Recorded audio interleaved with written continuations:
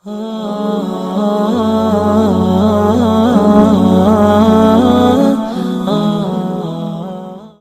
এখানে লেকচার দিতে এসে আমার খুব ভালো লাগছে।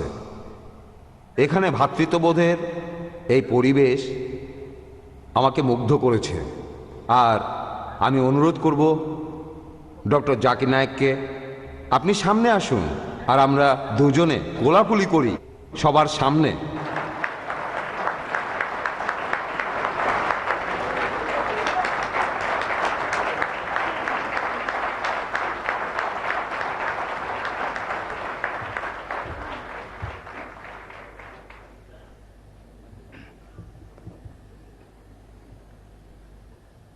আজকের অনুষ্ঠানের প্রধান অতিথি মিস্টার ওয়াইপি ত্রিবেদী,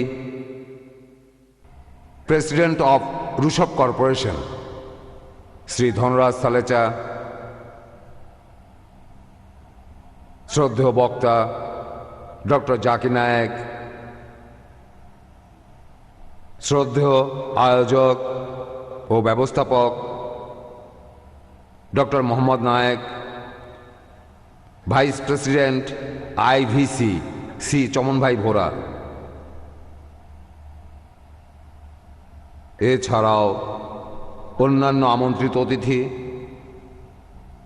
আমার বন্ধু, ভাই ও বোনেরা, সবার প্রথমে আমি ধন্যবাদ জানাই আইআরএফ এবং অন্যান্য আয়োজকদের, যাদের আন্তরিকতা নিষ্ঠার কারণে এই অনুষ্ঠানটার আয়োজন করা সম্ভব হয়েছে। সত্যি কথা বলতে কি, এই কথাটা বলতে আমার কোনো দ্বিধা নেই যে এর পুরো কৃতিত্বই আইআরএফের।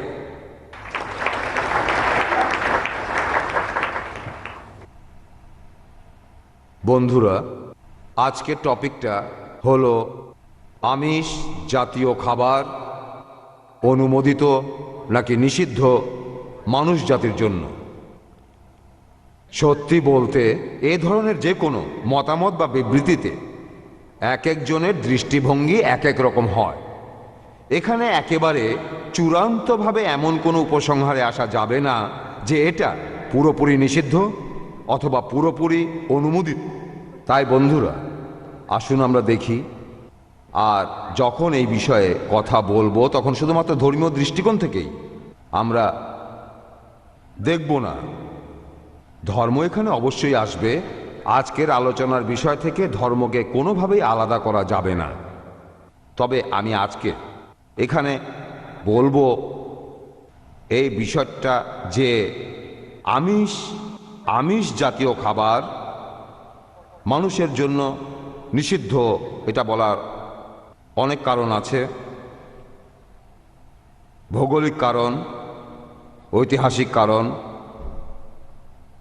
নৈতিক এবং ধর্মীয় কারণ, অর্থনৈতিক, পরিবেশগত ও স্বাস্থ্যগত কারণ, প্রাকৃতিক কারণ এবং মানসিক কারণ, আর এছাড়াও মেডিকেল কারণ।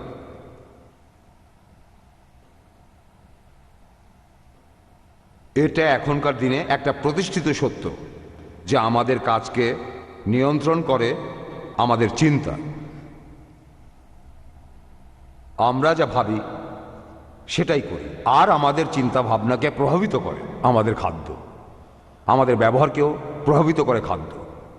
আর সেজন্যই আজকের বিষয়টা খুব ইম্পর্টেন্ট যে আমাদের খাবারগুলো এমনভাবে বেছে নেব যাতে আমাদের চিন্তা ভাবনা পজিটিভ হয়। এখানে পজিটিভ বলতে আমি অনেক কিছুই বোঝাচ্ছি, আর আপনারা বিশ্বাস করেন শুধু যে ধর্মগুলো বলছে তাই নয়, এখন বিজ্ঞানেও এটা প্রমাণিত যে আমরা যে খাবারগুলো খাই সেগুলো আমাদের চিন্তাভাবনাকে প্রভাবিত করে, ব্যবহারকেও প্রভাবিত করে। বন্ধুরা, একটা সময় ছিল যখন মানুষের সামনে বিকল্প উপায় ছিল না, কিছুই ছিল না। মানব সভ্যতার ইতিহাসে দেখবেন পৃথিবীতে এমন অনেক জায়গা ছিল, আর এখনো এমন জায়গা আছে যেখানে কোনো রকম গাছপালা জন্মানো সম্ভব না। প্রতিকূল আবহাওয়ার কারণে সেখানে গাছপালা হওয়া অসম্ভব। তবে এখন আমরা এতটাই উন্নত হয়েছি যে এখন আমাদের এই পৃথিবীতে যোগাযোগ ব্যবস্থা খুব ভালো হয়ে গেছে, আর যে কোনো ধরনের পণ্য যেমন খাবার খুব সহজেই পৃথিবীর এক প্রান্ত থেকে অন্য প্রান্তে পৌঁছে দেওয়া যাবে। তাহলে এখন যেহেতু বিকল্প ব্যবস্থা আছে, আমরা পরীক্ষা করে দেখব কোন পথটা আমাদের জন্য ভালো। আমি যেসব পয়েন্ট বলেছি সেই দৃষ্টিকোণ থেকে দেখব। আর সেজন্যে বন্ধুরা, আমি এখন আপনাদের উদ্দেশ্যে বলছি যে আমিষ জাতীয় খাবার মানুষের জন্য অনুমোদিত নয় এখন বর্তমানের এই প্রেক্ষাপটে। শুধু ইন্ডিয়ার ক্ষেত্রে না, পৃথিবীর অন্যান্য দেশের ক্ষেত্রেও এটা সত্যি। একেবারে প্রথমেই আমি বলবো যে বিভিন্ন ইন্ডিয়ান দার্শনিক তারা বলেছেন যে আমরা জীবিত প্রাণীদের কোনো ক্ষতি করব না। এখানে শুধু যাদের দেখছি সেই সব জীব না, যাদেরকে দেখতে পাচ্ছি না তাদের কথা বলা হচ্ছে, যেগুলো আছে বাতাস, আগুন, পানি ইত্যাদিতে। তবে সব কিছুরই একটা সীমা থাকে। একজন মানুষের পক্ষে পুরোপুরি অহিংস নীতি মেনে চলা কোনোভাবেই সম্ভব না, কারণ প্রত্যেক মানুষেরই কিছু নিজস্ব চাহিদা থাকে। আর সেজন্যেই প্রভু মহাবীর বলেছেন যে তোমরা যেখানে হত্যাকে এড়াতে পারবে না সেখানে হত্যা করো, তবে তোমাদের বস্তুগত বিভিন্ন চাহিদা যেমন খিদে ইত্যাদি মেটানোর জন্যে হত্যা করো না। আর সেজন্যে জৈন ধর্ম অনুযায়ী আর ইন্ডিয়ার বেশিরভাগ দর্শন অনুযায়ী আমিষ জাতীয় খাবার একেবারে পুরোপুরি নিষিদ্ধ। এখন এটা হলো ধর্মীয় দৃষ্টিকোণ। আমি এই ব্যাপারে বিস্তারিত কিছু বলবো না। তবে আমিষ জাতীয় খাবার আমাদের চিন্তা ভাবনা আর কাজকর্মকে যেভাবে প্রভাবিত করে সেটাই হলো ইম্পর্টেন্ট ব্যাপার। অনেকেই বলেছেন, আমি এখানে সেই সব বই আর লেখকদের নাম বলছি না, কারণ এতে অনেক সময় লাগবে, তবে রেফারেন্সগুলো আমার কাছে আছে। অনেকেই বলেছেন যে শাকসবজি খেলে পৃথিবীতে আমাদের সবার কষ্ট যন্ত্রণা কমে যাবে, এটা আমাদের পরিবেশের জন্য উপকারী। দেখেন, আমি এখানে বিকল্প খাবারের কথা বলছি। এখন আপনারা বন্য প্রাণীদের দেখেন যারা জঙ্গলে বাস করে, তাদের মধ্যে যারা মাংসাশী প্রাণী দেখবেন যে তারা শুধু মাংসই খায়। তবে যেসব প্রাণী তৃণভোজী তারা কখনোই মাংস খাবে না, শুধুমাত্র মানুষই দুটো খায়। আমি বলবো এটা আসলে কোনো মানে হয় না যে আমরা মানুষরা একই সাথে মাংসাশী এবং তৃণভোজী। আমি আগেই বলেছি, যখন বিকল্প উপায় আছে তখন শুধু শুধু হত্যা করব কেন? এই মতবাদটার ভিত্তি হলো অহিংসা নীতি, জীবজগতের সবার প্রতি ভালোবাসা আর করুণা, পাখি, মাছ, সব কিছু। মাংস জাতীয় খাবার যে খেতেই হবে এমন কোনো কথা নেই, তবে আমাদের প্রত্যেককে শাকসবজি জাতীয় খাবার খেতেই হবে। মানসিকভাবেও মাংস জাতীয় খাবার খেলে আপনারা দেখবেন নিষ্ঠুরতা, অধৈর্য হওয়া, পাশবিক বিভিন্ন প্রবৃত্তি তখন আমাদের ব্যবহারে দেখা দেবে। পশুর মাংস খেলে মানুষ তখন পশুর প্রবৃত্তি লাভ করে, বিশেষ করে 4টা মৌলিক প্রবৃত্তি, অর্থাৎ খিদে, ভয়, ভোগ করা আর বংশবিস্তার প্রবৃত্তিগুলি মানুষের মধ্যে আছে। আমি বলবো না যে নেই, তবে এগুলো হলো মৌলিক প্রবৃত্তি। আমরা যুক্তি ব্যবহার করতে পারি, আমরা এই প্রবৃত্তিগুলোকে অতিক্রম করতে পারি। এই প্রবৃত্তিগুলোকে আমরা নিয়ন্ত্রণ করতে পারি তখনই আমরা হব শ্রেষ্ঠ জীব, শ্রেষ্ঠ প্রাণী।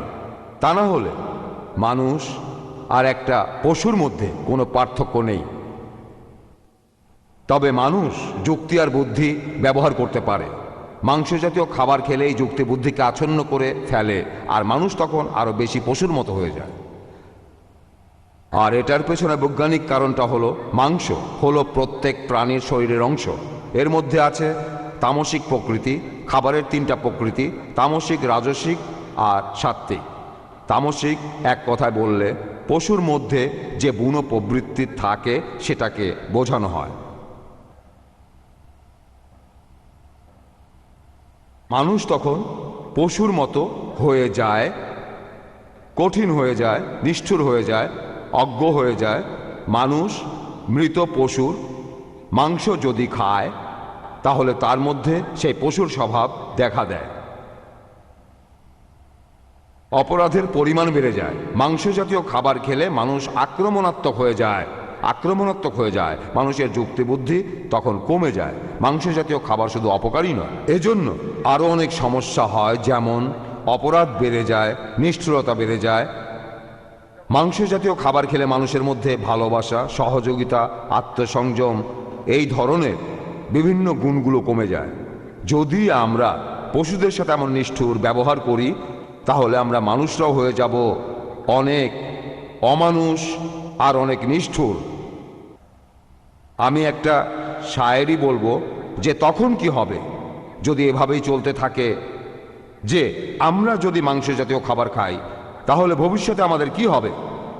आदमी की शक्ल से अब डर रहा है आदमी, आदमी की शक्ल से अब डर रहा है आदमी, आदमी को लूट कर घर भर रहा है आदमी, आदमी ही मारता है मर रहा है आदमी, आदमी ही मारता है मर रहा है आदमी, समझ कुछ आता नहीं क्या कर रहा है आदमी। বন্ধুরা, এটার কারণ হলো যে আমরা মানুষরা এখন পশু হয়ে গেছি। মানুষ তখন নিজেই বুঝতে পারে না যে সে কি একটা পশু নাকি মানুষ, কারণ এটাই হলো মাংস জাতীয় খাবার খাওয়ার ফলাফল। মাংস খেলে আমাদের হতে পারে PMS সিন্ড্রোম, অর্থাৎ প্রিপোস্টেরাস মুড সুইং। মানসিক বিকৃতিও দেখা দেয়। সেজন্যই এটা এখন প্রতিষ্ঠিত যে মাংস জাতীয় খাবার হলো নৈতিক আর আত্মিক অবক্ষয়ের পেছনে প্রধান কারণ। আমরা ইন্ডিয়ান ভেজিটেরিয়ান কংগ্রেস আমরা এই জন্যই কাজ করে যাচ্ছি যাতে পৃথিবীতে আমরা সবাই শান্তিতে থাকতে পারি। পশু পাখি আমরা সবাই মিলে, আমাদের মতো একজন ভেজিটেরিয়ান হলেন তিনি যিনি কোনো সময়ই বা কোনো পরিস্থিতিতেই কোনো মাংস, মাছ, মুরগি, ডিম বা মাংস জাতীয় কোনো খাবার খাবেন না। ভেজিটেরিয়ান শব্দটা ভেজিটেবলস থেকে আসেনি, এটা আমাদের সবাই জেনে রাখা উচিত। এই ভেজিটেরিয়ান শব্দটা এটা ইংরেজি ভেজিটেবলস থেকে আসেনি। এই ভেজিটেরিয়ান শব্দটার মূল শব্দ হলো ভেজিটাস, VEGETUS, অর্থাৎ সম্পূর্ণ, স্বাস্থ্যবান, বিশুদ্ধ, জীবন্ত। যদি প্রত্যেকটা মানুষ সচেতনভাবে তার দায়িত্ব পালন করে থাকে তাহলে সামগ্রিকভাবেই সবাই খুবই ভালো থাকবে। নরম্যান কাজিন এই কথাটা বলে গেছেন। আর এছাড়া আলবার্ট সোয়াইটজারও বলে গেছেন যে মানুষ জাতি যতক্ষণ না করুণার হাত বাড়িয়ে দেবে সব প্রাণীর প্রতি, মানুষ ততক্ষণ এই পৃথিবীতে শান্তি খুঁজে পাবে না। সব প্রাণীর প্রতি মানুষ সদয় হবে, আর তাহলেই সে সত্যিকারের মানুষ হবে। আমি আপনাদের বলবো সবচেয়ে ইম্পর্ট্যান্ট বিষয়টা নিয়ে, সেটা হলো চিকিৎসা বিজ্ঞানের দৃষ্টিকোণ। আমাদের অনেকের মধ্যেই এমন একটা ভুল ধারণা আছে যে আমরা শাকসবজি থেকে পর্যাপ্ত আমিষ পাই না, আর সেজন্যই আমাদের মাংস জাতীয় খাবার খেতেই হবে যেখানে প্রচুর আমিষ আছে। আমি এক এক করে এই ধারণাগুলো নিয়ে কথা বলব। সবার প্রথমে আমি আপনাদের উদাহরণ হিসাবে দেখাবো সেই শক্তিশালী প্রাণীদের, যেমন ধরেন হাতি অথবা গন্ডার। এরা পৃথিবীর সবচেয়ে শক্তিশালী প্রাণীগুলোর মধ্যে পড়ে। এরা কি মাংসাশী? না, এরা আসলে তৃণভোজী। তারা মরে যাবে তবু মাংস খাবে না, তারপরও তারা খুব শক্তিশালী। ঘোড়ার কথা ভেবে দেখেন, ঘোড়ার কারণে আমরা বলি হর্স পাওয়ার। আমরা সবাই জানি যে ঘোড়া খুবই দ্রুতগামী আর শক্তিশালী, আর এই ঘোড়াও হলো তৃণভোজী। এছাড়া আপনারা দেখেন গবাদি পশু, গরু, ষাঁড় আর অন্যান্য পশু, এরা আমাদের অনেক উপকার করে, আর এরা সবাই তৃণভোজী। আপনারা খেয়াল করলে দেখবেন যে এই তৃণভোজী প্রাণীরা সবাই বেশ শক্তিশালী। তাদের মাংস খাওয়ার কোনো প্রয়োজন নেই। সত্যি বলতে, যদি বোকামি করে এই সব পশুদের মাংস খাওয়ানো হয় তাহলে কি হবে? আপনারা সবাই ম্যাড কাউ রোগটা জানেন। এটাকে বলা হয় বিএসই, অর্থাৎ এই বিএসই বোভাইন স্পঞ্জিফর্ম এনসিফালোপ্যাথি। আপনারা জানেন কয়েক বছর আগে ইংল্যান্ডে কি হয়েছিল? এই সব গরুগুলোকে পরীক্ষামূলকভাবে ভেড়ার মাংস খাওয়ানো হয়েছিল আমিষের যোগান দেওয়ার জন্য। এই রোগটা অনেকটা স্ক্যাপির মতো। গত 200 বছর ধরে এই মানুষ যেটার সাথে পরিচিত। এখন ভেড়ার মাংস খেয়ে গরু যদি পাগল হয়ে যায় তাহলে মানুষের উপরের কি প্রভাব পড়বে বলে মনে করেন? লক্ষ লক্ষ নিরীহ গরুকে নিষ্ঠুরভাবে হত্যা করা হয়েছিল। এর কারণ হলো সন্দেহ করা হয়েছিল যে এই গরুগুলো ম্যাড কাউ রোগে আক্রান্ত, আর এজন্য এই পশুগুলোর কোনো দোষ ছিল না। এখানে কারণটা ছিল তাদের ভেড়ার মাংস খাওয়ানো হয়েছিল, যেটা একটা গরুর জন্য স্বাভাবিক খাবার না। মানুষের ক্ষেত্রেও একই কথা, প্রাণীজ আমিষ আমাদের জন্য স্বাভাবিক না।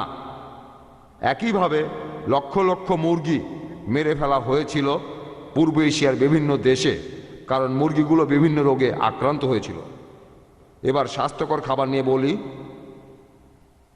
আমি এখন বলবো ডক্টর ডিন অর্নিশের কথা। আমেরিকার এই ডাক্তার খুব ভালো একটা বই লিখেছিলেন যে কিভাবে হৃদরোগকে ভালো করে তুলব কোনো অপারেশন বা ওষুধ ছাড়া। আর এই বইটা এখন আমেরিকার বেস্ট সেলার বই। আমেরিকার জনগণও বইটার ব্যাপারে বেশ আগ্রহী হয়েছে। পুরো পৃথিবীতেই মানুষ বেশ আগ্রহী হয়েছে। আর শাকসবজি মেডিকেল দৃষ্টিকোণ থেকেও আমাদের জন্য উপকারী। তিনি 2 ধরনের খাবারের কথা বলেছেন, একটা সুস্থ করবে আর অন্যটা হৃদরোগের মোকাবেলা করবে। 2টা খাবারই শাকসবজি জাতীয়, কারণ তিনি বৈজ্ঞানিকভাবে প্রমাণ করেছেন যে মানুষের জন্য শাকসবজি হলো সেরা খাবার। এতে শুধুমাত্র হৃদরোগের উপকারী হয় না, এতে অন্যান্য আরও অনেক কঠিন রোগের নিরাময় হয় অনেক কঠিন রোগের। মাংস খেলে যেগুলো হয়, যেমন পায়ুপথের ক্যান্সার অথবা স্তন ক্যান্সার অথবা মূত্রগ্রন্থির ক্যান্সার, অতিরিক্ত মোটা, উচ্চ রক্তচাপ, স্ট্রোক, ডায়াবেটিস, পেটে পাথর। ডক্টর ডিন অর্নিশ এই কথাগুলো তার রিপোর্টে উল্লেখ করেছেন। তিনি প্রোটিন নিয়েও কিছু কথা বলেছেন। বন্ধুরা, এই কথাগুলো কিছুটা টেকনিক্যাল। প্রোটিন যে জিনিসের সাহায্যে গঠিত হয় তাকে বলে অ্যামিনো অ্যাসিড। অনেক ধরনের অ্যামিনো অ্যাসিড আছে, তবে আমাদের জন্য এর মধ্যে 3টা খুবই দরকারি: লাইসাইন, ট্রিপ্টোফ্যান আর মিথিওনাইন। এই অ্যামিনো অ্যাসিডগুলো আপনারা পাবেন পশুদের মধ্যে, এছাড়া শাকসবজির মধ্যেও এগুলো আপনারা পাবেন। তবে যখন আমরা পশু মাংস খাই এই অ্যামিনো অ্যাসিডগুলো পাওয়ার জন্য, তখন আমরা অপ্রয়োজনীয় জিনিসও পাই, যেমন কোলেস্টেরল এবং পশুর চর্বি। বন্ধুরা, খাদ্যের এই 2টা উপাদান আমাদের মানুষের জন্য একেবারেই ঘাতক, খুব অপকার করে, কোলেস্টেরল আর পশুর চর্বি। এখন এটা নিয়ে বলি যে অনেকেই বলে থাকেন আমরা নাকি শাকসবজি থেকে পর্যাপ্ত আমিষ পাই না, তাই পর্যাপ্ত পরিমাণে আমিষের জন্য আমাদের মাংস খেতেই হবে অ্যামিনো অ্যাসিডের জন্য। এটা একটা ভুল ধারণা। লেগিউম আর সিরিয়াল মিলিয়ে যে খাবার, লেগিউম মানে ডাল, শাকসবজি, আর সিরিয়াল মানে গম, চাল ইত্যাদি, খাবারের মধ্যে এই 2টাই থাকবে। তাহলে আপনি পাবেন একটি সুষম খাদ্য তালিকা, যেখানে আপনি পাবেন পর্যাপ্ত আমিষ, যেটা ডিম বা মাংসের আমিষের চাইতে খুব একটা আলাদা নয়। তবে এখানে কোলেস্টেরল নেই, পশুর প্রবৃত্তি নেই। একটা ডায়েটিক অ্যাসোসিয়েশন বলেছে যে বিভিন্ন রোগের ক্ষেত্রে আমরা যদি শাকসবজি খাই, যদি মাংস না খাই, তাহলে এইসব রোগ থেকে নিরাময় পেতে পারি, যেগুলো আমি আগেই বলেছি। এটা প্রতিষ্ঠিত সত্য যে শাকসবজি বেশি স্বাস্থ্যকর আর বেশি পুষ্টিকর। শাকসবজির মধ্যে কোনো কোলেস্টেরল নেই। আমিষ আপনারা 2 ধরনের খাবারই পাবেন, তবে কোলেস্টেরল পাবেন শুধু মাংসের মধ্যে, যেমন গরু, মুরগি, মাছ ইত্যাদি। মাংস জাতীয় খাবারে প্রচুর পরিমাণে চর্বি থাকে, যেটাকে আমাদের লিভার কোলেস্টেরলে পরিণত করে। আমাদের প্রয়োজনীয় কোলেস্টেরল শরীরেই তৈরি হয়। এটা খুবই ইম্পর্ট্যান্ট বন্ধুরা, আপনাদের বোঝা দরকার। আমাদের মানুষদের কোলেস্টেরল প্রয়োজন, তবে পশুর মাংস থেকে এই কোলেস্টেরল নেয়ার দরকার নেই। আমাদের শরীর এটা একটা অসাধারণ যন্ত্র।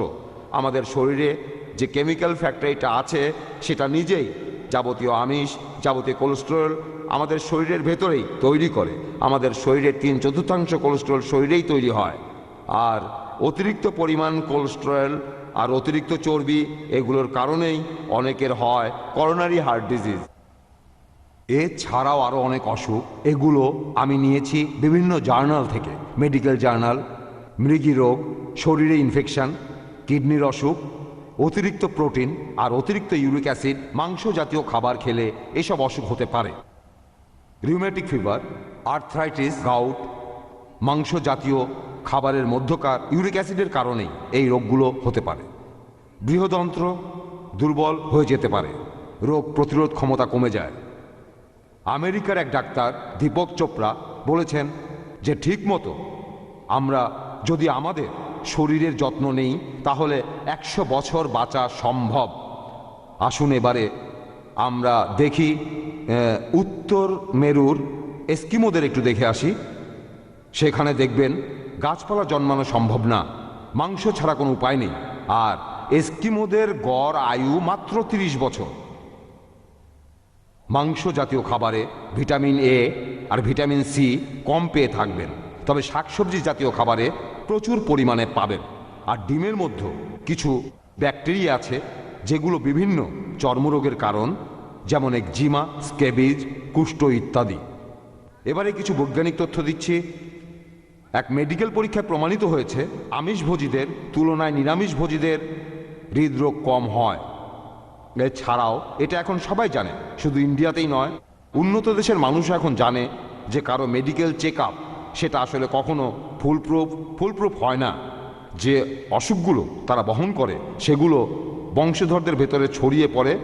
আপনারা সবাই জানেন যে মানুষের মতো পশু পাখিও বিভিন্ন রোগে আক্রান্ত হয়, তারা বিভিন্ন প্রকার রোগ জীবাণু বহন করে।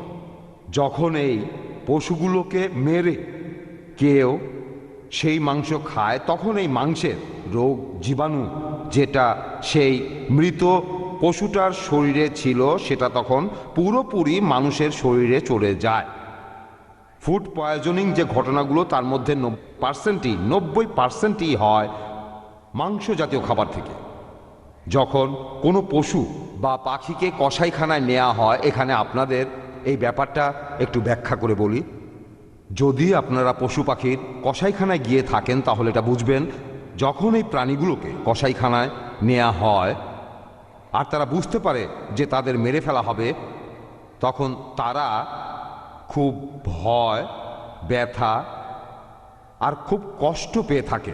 শরীরে অ্যাড্রিনালিন বেড়ে যায়, এই হরমোন রক্তের সাথে মিশে যায়, তারপর মাংসে মিশে যায়। এখন এই প্রবৃত্তিগুলো অর্থাৎ ভয়, ব্যথা, কষ্ট, এই নেগেটিভ পয়েন্টগুলো মাংস জাতীয় খাবারের অংশ হয়ে যায়। আর যে সেই মাংস খায় তার শরীরেও চলে যায়। আর সেজন্যই আমি আপনাদের বলবো, যখন কেউ মাংস জাতীয় খাবার খায় সে মানুষ থেকে সরে গিয়ে পশুর মতো হয়ে যায়। এখন আমি এই ধারণাটা নিয়ে কথা বলবো যে বাড়ন্ত শিশুদের জন্য ডিম আবশ্যক, কারণ ডিমে প্রোটিন আছে। আগেই বলেছি অতিরিক্ত প্রোটিন উপকারের চাইতে অপকারী বেশি করে। আর আপনি যে প্রোটিন পাবেন ডালের মধ্যে, সিরিয়ালের মধ্যে, সেটা অনেক ভালো, অনেক প্রাকৃতিক। মাংস জাতীয় খাদ্যের অতিরিক্ত প্রোটিনের চাইতে অনেক ভালো। এখানে আপনাদের ডিমের উদাহরণটা দেই। প্রত্যেক ডিমের ওজন গড়ে 100 গ্রাম, আর তাতে থাকে 170 ক্যালোরি। এতে 13.6% প্রোটিন থাকে। আর আপনারা দেখবেন যে ডালের মধ্যে থাকে 24% প্রোটিন, ডিমের চাইতে অনেক বেশি। এখানে ওজনটা একই 100 গ্রাম। ডিমের মধ্যে আপনারা পাবেন 13.3% স্যাচুরেটেড ফ্যাট, যেখানে সিরিয়াল আর ডালের মধ্যেই ফ্যাটের পরিমাণ খুব বেশি হলে 1% পাবেন। ডিমের মধ্যে 450 থেকে 500 মিলিগ্রাম কোলেস্টেরল থাকে একটা ডিমে। থাকে মিথিওনাইন নামে এক ধরনের অ্যামিনো অ্যাসিড যেটা ভিটামিন বি কে ধ্বংস করে। আরও থাকে প্রচুর সোডিয়াম সল্ট। একটা ডিমের ভেতরে এই উপাদানগুলো থাকে। যখন কেউ একটা ডিম খায় তার শরীরের মধ্যে তখন প্রবেশ করে এই সব উপাদানগুলো, অতিরিক্ত প্রোটিন, কোলেস্টেরল আর স্যাচুরেটেড ফ্যাট। এর মধ্যে কোনো কার্বোহাইড্রেট নেই, এর মধ্যে কোনো রকম ফাইবার নেই। বন্ধুরা, চিকিৎসা বিজ্ঞান এখন এটা জানতে পেরেছে। বিজ্ঞান বলছে খাবার হজমের জন্য ফাইবার অবশ্যই প্রয়োজন। এই ফাইবার আপনারা শাকসবজি জাতীয় খাবারে পাবেন, মাংস জাতীয় খাবারে পাবেন না। আমি শুধু ডিমের সাথে তুলনা করছি। খরচ 1 গ্রাম প্রোটিন পেতে গেলে ডালের চাইতে ডিম কেনার পেছনে 3 থেকে 4 গুণ বেশি খরচ করতে হবে। 100 ক্যালোরি পেতে গেলে ডালের চাইতে 10 গুণ বেশি খরচ করতে হবে। এভাবে ডাল, গম এগুলো শুধু সস্তাই নয়, এছাড়াও এখানে অন্যান্য খাদ্য উপাদানও পাবেন, যেমন ভিটামিন, মিনারেল, ফাইবার ইত্যাদি। এবারে পোলট্রি ফার্ম নিয়ে কিছু কথা বলি। বলা হচ্ছে পোলট্রি ফার্মিং, এখানে কথাটা ঠিক হয়নি। আর সত্যি কথা বলতে এগুলো আসলে এক একটা পোলট্রি ফ্যাক্টরি। এই পোলট্রিগুলোতে হাঁস মুরগিগুলোকে যেভাবে রাখা হয়, খাঁচার মধ্যে একটার উপরে আরেকটা হাঁস বা মুরগি থাকে। এই খাঁচাগুলো আকারে খুবই ছোট, এমনকি পোলট্রির লোকজনও বলে এটা আমাদের ফ্যাক্টরি, আর এগুলো আমাদের মার্চেন্ডাইজ মালপত্র, এগুলো আমাদের প্রোডাক্ট। এদেরকে জীবন্ত প্রাণী বলে মনেই করে না। এই প্রাণীগুলোর উপরে তাদের কোনো করুণা নেই, আর সেই কারণেই হাঁস মুরগির মধ্যে এইসব প্রবৃত্তি দেখা যায়। এদেরকে বিক্রি করা হয় পণ্যের মতো, তাদের প্রাকৃতিক খাবার দেওয়া হয় না, বিভিন্ন ড্রাগস দেওয়া হয় যেগুলো মানুষের শরীরের জন্য ক্ষতিকর। এই ড্রাগসের কারণে তারা দ্রুত বেড়ে ওঠে, আরও বেশি পরিমাণে ডিম দেয়। পোলট্রি মালিকরা শুধু লাভ করার ব্যাপারেই আগ্রহ দেখায়, আর ফলাফল হিসাবে এই হাঁস মুরগিগুলো অল্প বয়সেই মারা যায়। এতে শরীর ও মনের উপর ক্ষতিকর প্রভাব পড়ে, আবেগ আর বুদ্ধির উপরও ক্ষতিকর প্রভাব পড়ে। শিশুদের জন্য ডিম আসলে বিষ। আমরা যদি ফ্রিজের ভেতরে ডিম না রাখি তাহলে খুব তাড়াতাড়ি ডিম নষ্ট হয়ে যায়, আর বাজারে যে ডিমগুলো বিক্রি হয় তার মধ্যে নষ্ট ডিম থাকার সম্ভাবনা অনেক। ভেজিটেবল ডিম এটা কাল্পনিক কথা, এমন কিছুই নেই। ডিম কখনোই ভেজিটেবল ডিম হতে পারে না, প্রাণীর শরীর থেকে বের হয়। এটা একটা নন ভেজ খাবার, ভেজিটেবলস না। ডিম অবশ্যই মাংস জাতীয় খাবার, এটা শাকসবজি জাতীয় খাবার না। এটা আমাদের একটা ভুল ধারণা। বন্ধুরা, আমি এখন বলবো অর্থনৈতিক প্রসঙ্গ নিয়ে। এগুলো আমি নিয়েছি বিভিন্ন জার্নাল থেকে, মেডিকেল জার্নাল, আর এছাড়াও নিয়েছি বিভিন্ন পরিসংখ্যান থেকে, ইন্ডিয়ান সরকারের রিপোর্ট, এছাড়াও আমেরিকান সরকারের রিপোর্ট, ব্রিটিশ রিপোর্ট ইত্যাদি। আমি আপনাদেরকে এখানে এইসব রিপোর্টের বিস্তারিত বলবো না, শুধু সারমর্মটা বলবো। ইংল্যান্ডের একটা পরিসংখ্যান বলছে শাকসবজি জাতীয় খাবার তৈরি করতে যে পরিমাণ জমির প্রয়োজন হয় তার চাইতে মাংস জাতীয় খাবার তৈরি করতে গেলে 14 গুণ বেশি জমির প্রয়োজন হয়। 14 গুণ বেশি জমির প্রয়োজন হয়, কারণ এখানে যা হচ্ছে, প্রথমে খাবার তৈরি হচ্ছে, সেগুলো পশুদের খাওয়ানো হচ্ছে, তারপর মাংসের জন্য সেই পশুদের মারা হচ্ছে। এভাবেই আমরা মাংস জাতীয় খাবার পাই। কিন্তু একই জমিতে যদি কৃষিকাজ করা হয় ডাল, চাল আর গমের জন্য, সেই জমির উৎপাদন তখন অনেক অনেক গুণ বেশি হবে, অনেক গুণ বেশি হবে। মাংস জাতীয় খাবার সেই তুলনায় অনেক কম উৎপাদিত হবে। আপনাদের আমি আরেকটা পরিসংখ্যান বলি। 10 একর জমিতে চাষাবাদ করলে 10 জন মানুষ আর 10টা গবাদি পশু সারা বছর খেতে পারবে, কিন্তু 10টা গবাদি পশুর মাংস একজন মানুষ কয়েকদিনেই শেষ করে ফেলবে, সারা বছর চলবে না। মাঠের মধ্যে আমরা যে ঘাস দেখি আর বিভিন্ন শস্য, এগুলো সবই আসলে ঘাস জাতীয় জিনিস। আর দেখবেন শস্য যখন তোলা হয় সেখান থেকেও আমরা কিছু খড় বিচালি পাই। এই খড় বিচালি দিয়ে খুব উন্নত মানের জৈব সার তৈরি করা যায়। জৈব সার, আমরা প্রতি বছর রাসায়নিক সারের পেছনে কোটি কোটি টাকা খরচ করি। রাসায়নিক সারের পেছনে আমরা সবাই জানি এগুলো আমাদের জন্য ক্ষতিকর। অন্যদিকে আমরা প্রাকৃতিক সার পেতে পারি গবাদি পশু থেকে। কিন্তু তাদের আমরা মেরে ফেলছি, আমরা তাদের মেরে ফেলছি। আমাদের মাংস যোগান দেওয়ার জন্য তাদেরকে আমরা মেরে ফেলছি। কিন্তু আমরা এখানে অনেক কিছুই, এই গবাদি পশু থেকে যে সার পাই সেগুলো অনেক বেশি সস্তা, স্বাস্থ্যের জন্য ভালো, আমাদের দেশের জন্য সেটা খুবই উপকারী। এটা এখন সবাই জানে যে কোনো একটা পশুর শরীরে 1 কেজি মাংসের জন্য তাকে 16 কেজি খাবার খাওয়াতে হয়। এভাবে মাংসের যোগান দিতে গিয়ে আমরা পশুদের অনেক খাবার খাওয়াচ্ছি, তার বদলে আমরা মানুষরাই এই ভেজিটেবলগুলো খেতে পারি। তাই শুধুমাত্র খাবারের জন্যই নয়, এছাড়াও এই পশুগুলোকে প্রাকৃতিক সারের জন্য আমাদের প্রয়োজন হবে। এছাড়াও ম্যাসাচুসেটসের একজন প্রফেসর উইলবিং কথা বলেছেন যে মাংস জাতীয় খাবারের 1 ক্যালোরির জন্য শাকসবজি জাতীয় খাবারের 7 ক্যালোরি ব্যয় করা হয়। এরপর তিনি আরও বলেছেন যে একটা পশুর চারণ ক্ষেত্রে চাষ করলে 5টা পরিবার চলতে পারবে। বন্ধুরা, আমি আপনাদের এসব উদাহরণ দিয়ে বিরক্ত করব না, তবে সব কিছুর সারমর্ম হিসাবে আমি বলবো যে শাকসবজি জাতীয় খাবারে মাংস জাতীয় খাবারের তুলনায় খরচ আসলেই অনেক অনেক কম। আসুন এবারে আমরা অন্যান্য বিষয়গুলো দেখি, যেমন পরিবেশের ভারসাম্য, পরিবেশের উপরে প্রভাব, কসাইখানা ইত্যাদি। পশু পালন করে মাংসের জন্য মেরে ফেলা হলে সেখানে প্রচুর জায়গা, পানি আর খাবারের প্রয়োজন হয়। এভাবে পশু পাখি মেরে ফেললে পরিবেশের ভারসাম্য নষ্ট হয়ে যায়, পরিবেশের উপর ক্ষতিকর প্রভাব পড়ে। কারণ আমাদের সম্পদ সবসময় সীমিত, তাই সম্পদগুলো সঠিকভাবে ব্যবহার করতে হবে। শাকসবজি লাগাতে পারি অথবা বিভিন্ন পশু পাখিকে মেরে ফেলতে পারি। কসাইখানার অবস্থাও একটু ভালোভাবে খেয়াল করেন, সেগুলো কেমন অবস্থা আছে। কসাইখানাগুলো খুব অস্বাস্থ্যকর, এগুলোর অবস্থা খুবই নোংরা। পুরো পৃথিবী জুড়েই দেখবেন এই একই অবস্থা। গতকাল আমি ইন্টারনেটে একটা রিপোর্ট দেখলাম, এগুলো বাইরের দেশের, উন্নত দেশের রিপোর্ট, আমেরিকা আর ফ্রান্সের। এমনকি আমেরিকার ফ্রান্সের রিপোর্টও বলছে যে তাদের কসাইখানাগুলোর অবস্থা খুবই অস্বাস্থ্যকর। আমার কাছে এখানে আমেরিকান সরকারের প্রকাশ করা এমন একটা রিপোর্ট আছে, কসাইখানা আর কসাইখানার মাংস আমেরিকান পরিবারগুলোর জন্য এখন জীবন মরণের ব্যাপার। এই সব পশুগুলোকে জবাই করা হয় খুবই অস্বাস্থ্যকর আর নোংরা পরিবেশে। মাংস এক জায়গা থেকে আরেক জায়গায় নেওয়া হয়, আর তখন এই মাংস মানুষের খাওয়ার উপযুক্ত থাকে না। আপনারা অনেকে হয়তো ভাবেন যে ইম্পোর্ট করা প্যাকেট, খুব সুন্দরভাবে প্যাকেট করা অথবা টিনের কৌটায় মাংস, এগুলো জীবাণুমুক্ত।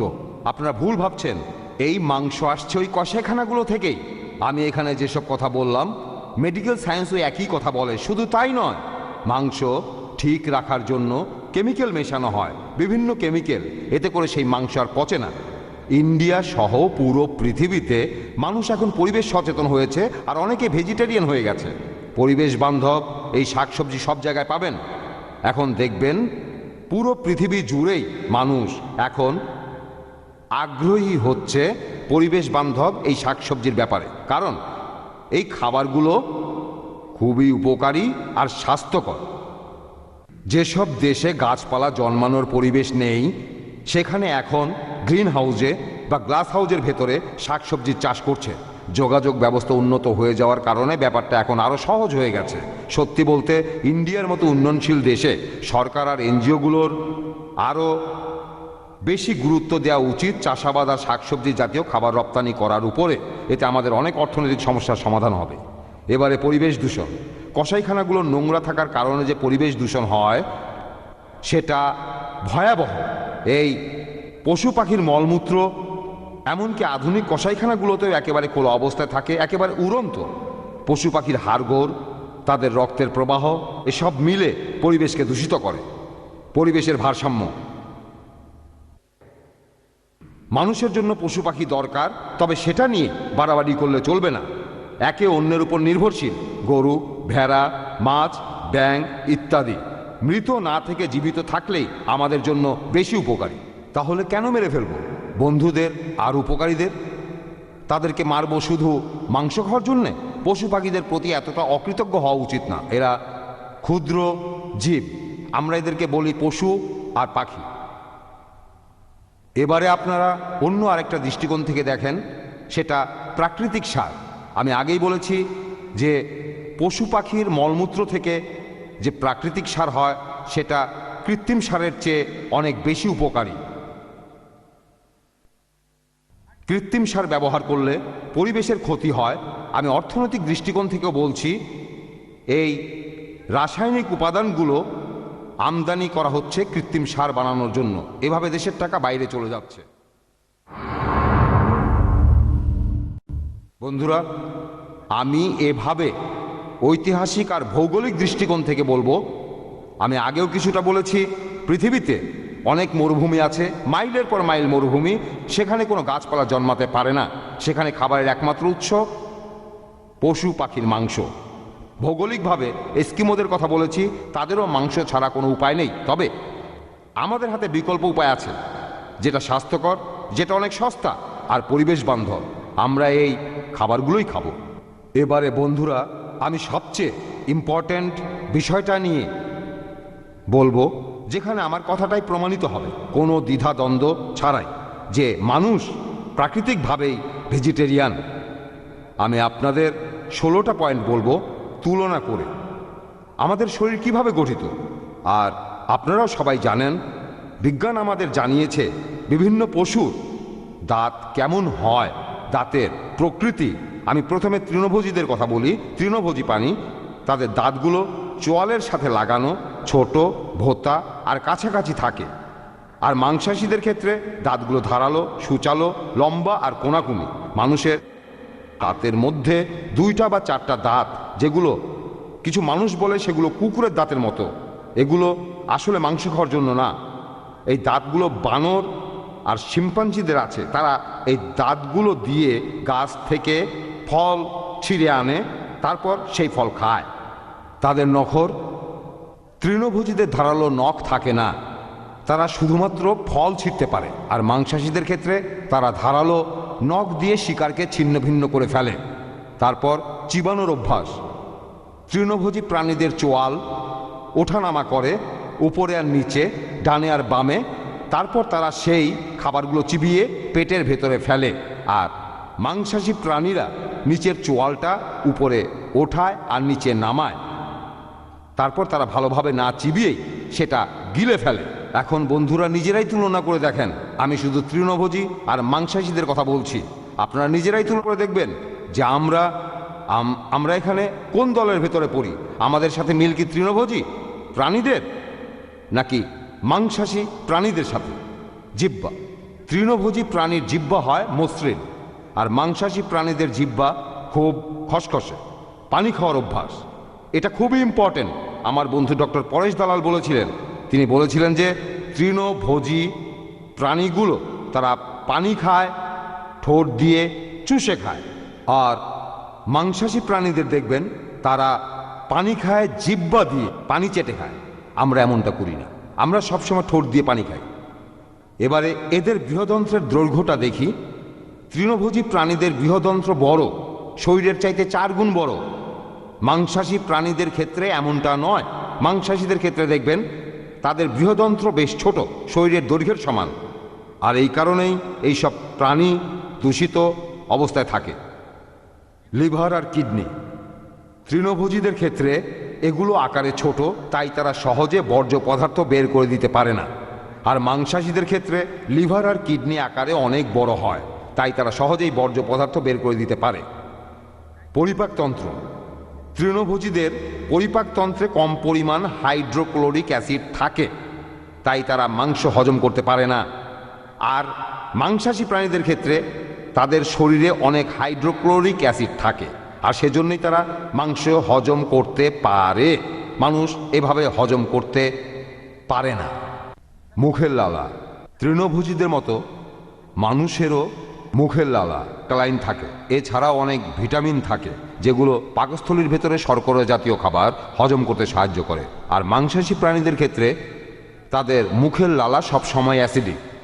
তারপর ব্লাড পিএইচ, মানুষের আর তৃণভোজীদের ক্ষেত্রে এটা অ্যালকালাইন, মাংসাশীদের ক্ষেত্রে অ্যাসিডিক। তারপর এদের ব্লাড লিপোপ্রোটিন, মানুষের ব্লাড লিপোপ্রোটিন তৃণভোজী প্রাণীদের মতো একই রকম, কিন্তু মাংসাশী প্রাণীদের ব্লাড লিপোপ্রোটিন অন্যরকম। ইন্দ্রিয়, তৃণভোজী প্রাণীদের ইন্দ্রিয়গুলো দুর্বল, বিশেষ করে দৃষ্টিশক্তি খুবই দুর্বল। তৃণভোজী প্রাণীদের ক্ষেত্রে মাংসাশীদের ইন্দ্রিয়গুলো শক্তিশালী। শব্দ, গলার আওয়াজ, দেখবেন তৃণভোজী প্রাণীদের এমনকি মানুষেরও আওয়াজ ভয়ঙ্কর না। অবশ্য এখন আমরা ভয়ঙ্কর শব্দ পারি, তবে প্রাকৃতিকভাবেই সব তৃণভোজী প্রাণীর গলার আওয়াজ নরম। আর মাংসাশী প্রাণীদের দেখেন সিংহ অথবা বাঘ, তাদের আওয়াজ কর্কশ আর ভয়ঙ্কর। এরপরে দেখেন শিশুদের, বিভিন্ন প্রাণীর শিশুদের দেখেন। আর আপনারা দেখবেন যে তৃণভোজী প্রাণীর বাচ্চাদের তারা যে সময় জন্মগ্রহণ করে সে সময় থেকেই তারা দেখতে পায়। তবে মাংসাশী প্রাণীর বাচ্চাদের দেখবেন যে তারা অন্তত 1 সপ্তাহ অন্ধ থাকে। এখন আপনারাই বিচার করে দেখেন যে মানুষ কোন দলে পড়ে। মানুষ তৃণভোজীদের দলে পড়ে, তৃণভোজী, নাকি মানুষ মাংসাশীদের দলে পড়ে? কোন দলে? বন্ধুরা, এখন আপনাদের কিছু বিখ্যাত লোকের নাম বলবো যারা ননভেজ পছন্দ করতেন না। পৃথিবীর ইতিহাসের দিকে তাকিয়ে আমরা দেখি যে সব বিখ্যাত বিশেষজ্ঞ, দার্শনিক, বৈজ্ঞানিক যেমন আইনস্টাইন, আর্টিস্ট যেমন লিওনার্দো দা ভিঞ্চি, কবি যেমন মিল্টন, পোপ, শেলি, আর লেখক যেমন জর্জ বার্নার্ড শ। এছাড়াও অনেক ধর্মীয় নেতা ভেজিটেরিয়ান ছিলেন। এছাড়াও আরও অনেকে আছেন, বিখ্যাত গণিতজ্ঞ পিথাগোরাস, প্লুটার্ক, নিউটন।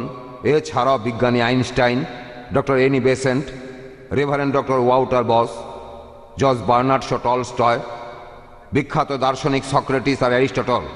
এরা সবাই ছিলেন খুবই বিখ্যাত। আর তারা বলেছেন যে তারাই হলো আশীর্বাদপ্রাপ্ত, যাদের মধ্যে রয়েছে করুণা, সহনশীলতা, ভালোবাসা আর অহিংসার নীতি, যারা মাংস জাতীয় খাবার খায় না। বন্ধুরা, আমি জর্জ বার্নার্ড শর একটা উদ্ধৃতি দিচ্ছি। জর্জ বার্নার্ড শর এই কথাটা খুবই বিখ্যাত। আমরা নিহত প্রাণীদের সমাধির উপরে চলাফেরা করছি। ভালো করে কথাটা শুনেন। আমরা এই পৃথিবীতে নিহত প্রাণীদের সমাধির উপরে চলাফেরা করছি। আমাদের খাওয়ার জন্য তাদের হত্যা করা হয়েছে। মাংসাশী প্রাণীদের মতো মানুষ তাদের মাংস খেয়েছে। এই প্রাণীদের দুঃখ কষ্টের কথা একবারও চিন্তা করি না। ডাক্তার একবার বার্নার্ড শকে বলেছিল, তিনি অসুস্থ ছিলেন। ডাক্তার বলল, আপনাকে এখন মাংসের স্যুপ খেতে হবে। বার্নার্ড শ বললেন, আমি বরং মরে যাব, তবু মাংস জাতীয় কোনো খাবার আমি খাবো না। আর বার্নার্ড শ তারপর সুস্থ হয়েছিলেন। ডাক্তার তখন ভেজিটেরিয়ান হয়ে গেল। একইভাবে মহাত্মা গান্ধী, তার ছেলে খুব অসুস্থ ছিল, তাকেও মাংসের স্যুপ খেতে বলা হলো, তিনি রাজি হননি, ছেলেটা সুস্থ হলো। আমি আপনাদের এই কথাগুলো বলছি কেন? এখানে মিস্টার ত্রিবেদী বললেন, ডাক্তার যেটা খেতে বলবে সেটাই খেতে হবে, সেটাই মানতে হবে, সন্দেহ নেই। তবে আমি আমার লেকচারের শুরুতেই আপনাদের বলেছিলাম সব কিছুই আপেক্ষিক। ডাক্তার যখন কোনো কথা বলেন তখন তিনি শুধু মেডিকেলের দৃষ্টিকোণ থেকেই বলেন। আর বন্ধুরা, আমরা মানুষরাই পৃথিবীতে এসেছি শুধুমাত্র টিকে থাকার জন্য না। টিকে থাকাটা গুরুত্বপূর্ণ, অবশ্যই গুরুত্বপূর্ণ, তবে অন্য প্রাণীদের জীবনের বিনিময়ে না, অন্য প্রাণীদের কষ্টের বিনিময়ে না। সবাইকে অনেক ধন্যবাদ। একবিংশ শতাব্দী শুধু ভেজিটেরিয়ানদের জন্য। আচ্ছা, আমার ধারণা আমি আমার কথাগুলো আপনাদের স্পষ্টভাবে বোঝাতে পেরেছি। আমি আপনাদের বলি, এটা আমি জানি যারা মাংস জাতীয় খাবার খায় এটা এসেছে কোনো কালচার, কোনো পরিবার আর বিশ্বাস থেকে। আর এই কারণেই তারা এটা চিন্তাও করে দেখেনি। আর মিস্টার ত্রিবেদী বলেছেন যে আমরা সবাই আজ এখানে এসেছি, একটু চিন্তা করে দেখি, একটু ভালো করে চিন্তা করে দেখি। শুধু ধর্মীয় দৃষ্টিকোণ থেকে দেখব না, বা সামাজিক দৃষ্টিকোণ থেকে। কারণ আমি এটা দেখেছি, আমি এই কথাটা সবার সামনেই বলতে পারি যে জৈনদের মধ্যে অনেকে যখন কোনো অনুষ্ঠানে যায়, যেহেতু তারা প্রতিবাদ করতে পারে না, তাই মাংস জাতীয় খাবার খায় না। আমি পছন্দ করি না। তবে আপনারা সবাই চিন্তা করেন, ভালো করে চিন্তা করেন। হতে পারেন আপনি ভেজিটেরিয়ান বা নন ভেজিটেরিয়ান। একটু চিন্তা করে দেখেন, সবগুলো দৃষ্টিকোণ থেকেই দেখার চেষ্টা করেন। ননভেজ কি অনুমোদিত নাকি নিষিদ্ধ? শারীরিক দৃষ্টিকোণ থেকে দেখেন, আমাদের জাতীয় দৃষ্টিকোণ থেকে দেখেন, সামাজিক দৃষ্টিকোণ থেকে দেখেন, পরিবেশ আর পরিবেশের ভারসাম্য আর সবার উপরে করুণার দৃষ্টিকোণ থেকে দেখেন। যখন এই প্রকৃতি সব পশু পাখি, সব মানুষ, সব জীবকে সমান বানিয়েছে, তখন খিদে মেটানোর জন্য তাদের হত্যা করার অধিকার আমাদের কারোরই নেই। সবাইকে ধন্যবাদ।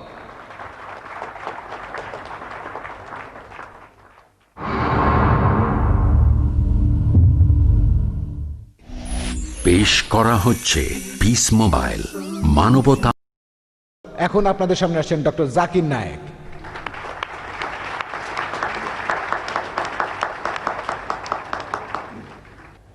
আলহামদুলিল্লাহ ওয়াসসালাতু ওয়াসসালাম আলা রাসূলিল্লাহ ওয়া আলা আলিহি ওয়া সাহবিহি আজমাইন আম্মা বাদ আউযু বিল্লাহি মিনাশ শাইতানির রাজিম বিসমিল্লাহির রহমানির রহিম ইয়া আইয়ুহাল্লাযিনা আমানু আউফু বিল উকুরি ওয়াহিল্লাত লাকুম বাহিমাতুল আনাম ইল্লা মা ইউতালা আলাইকুম বিসমিল্লাহির রহমানির রহিম রাব্বিশ ইশরাহ লি সাদরি ওয়া ইয়াসসির লি আমরি ওয়াহলুল উকদাতাম মিন লিসানি ইয়াফকাহু কাওলি।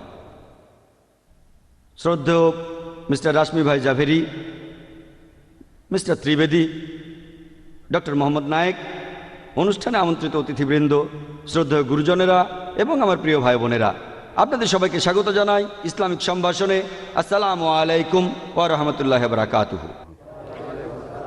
আল্লাহর দয়া, শান্তি ও রহমত আপনাদের সবার উপরে বর্ষিত হোক। আজকের অনুষ্ঠানের বিষয় হচ্ছে যে নন ভেজিটেরিয়ান খাবার অনুমোদিত নাকি নিষিদ্ধ আমাদের মানুষদের জন্য।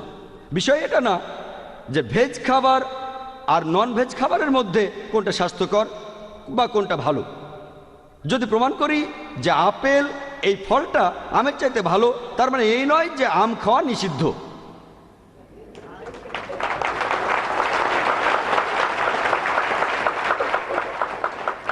এই একটা কথা দিয়েই সব অভিযোগ খণ্ডন হয়ে যায়, কিন্তু কথা এখানে শেষ নয়। নন ভেজিটেরিয়ান এটার অর্থ হচ্ছে কোনো ব্যক্তি যার খাবারের উৎস হচ্ছে পশু পাখি। এর অর্থ এই না যে সে কোনো ভেজ খাবার খায় না, এর মানে এটাও না যে সেই লোক শাকসবজি আর ফলমূল খায় না। এটা আগে পরিষ্কার করে নেই।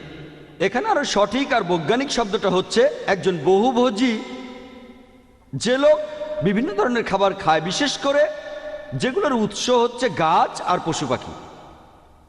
ভেজিটেরিয়ান শব্দটা মিস্টার রাশমি ভাই জাভেরি ঠিকই বলেছেন, এই শব্দটা ভেজিটেবলস থেকে আসেনি, এসেছে ভেজিটাস থেকে, যার অর্থ একেবারে তাজা, একেবারে জীবন্ত। উনি ব্যাখ্যা করে বলেননি, এ ব্যাপারে পরে বলবো।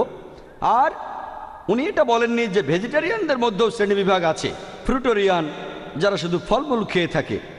তারপরে আছে ভেজান, যারা কোনো প্রাণীজাত খাবার খায় না।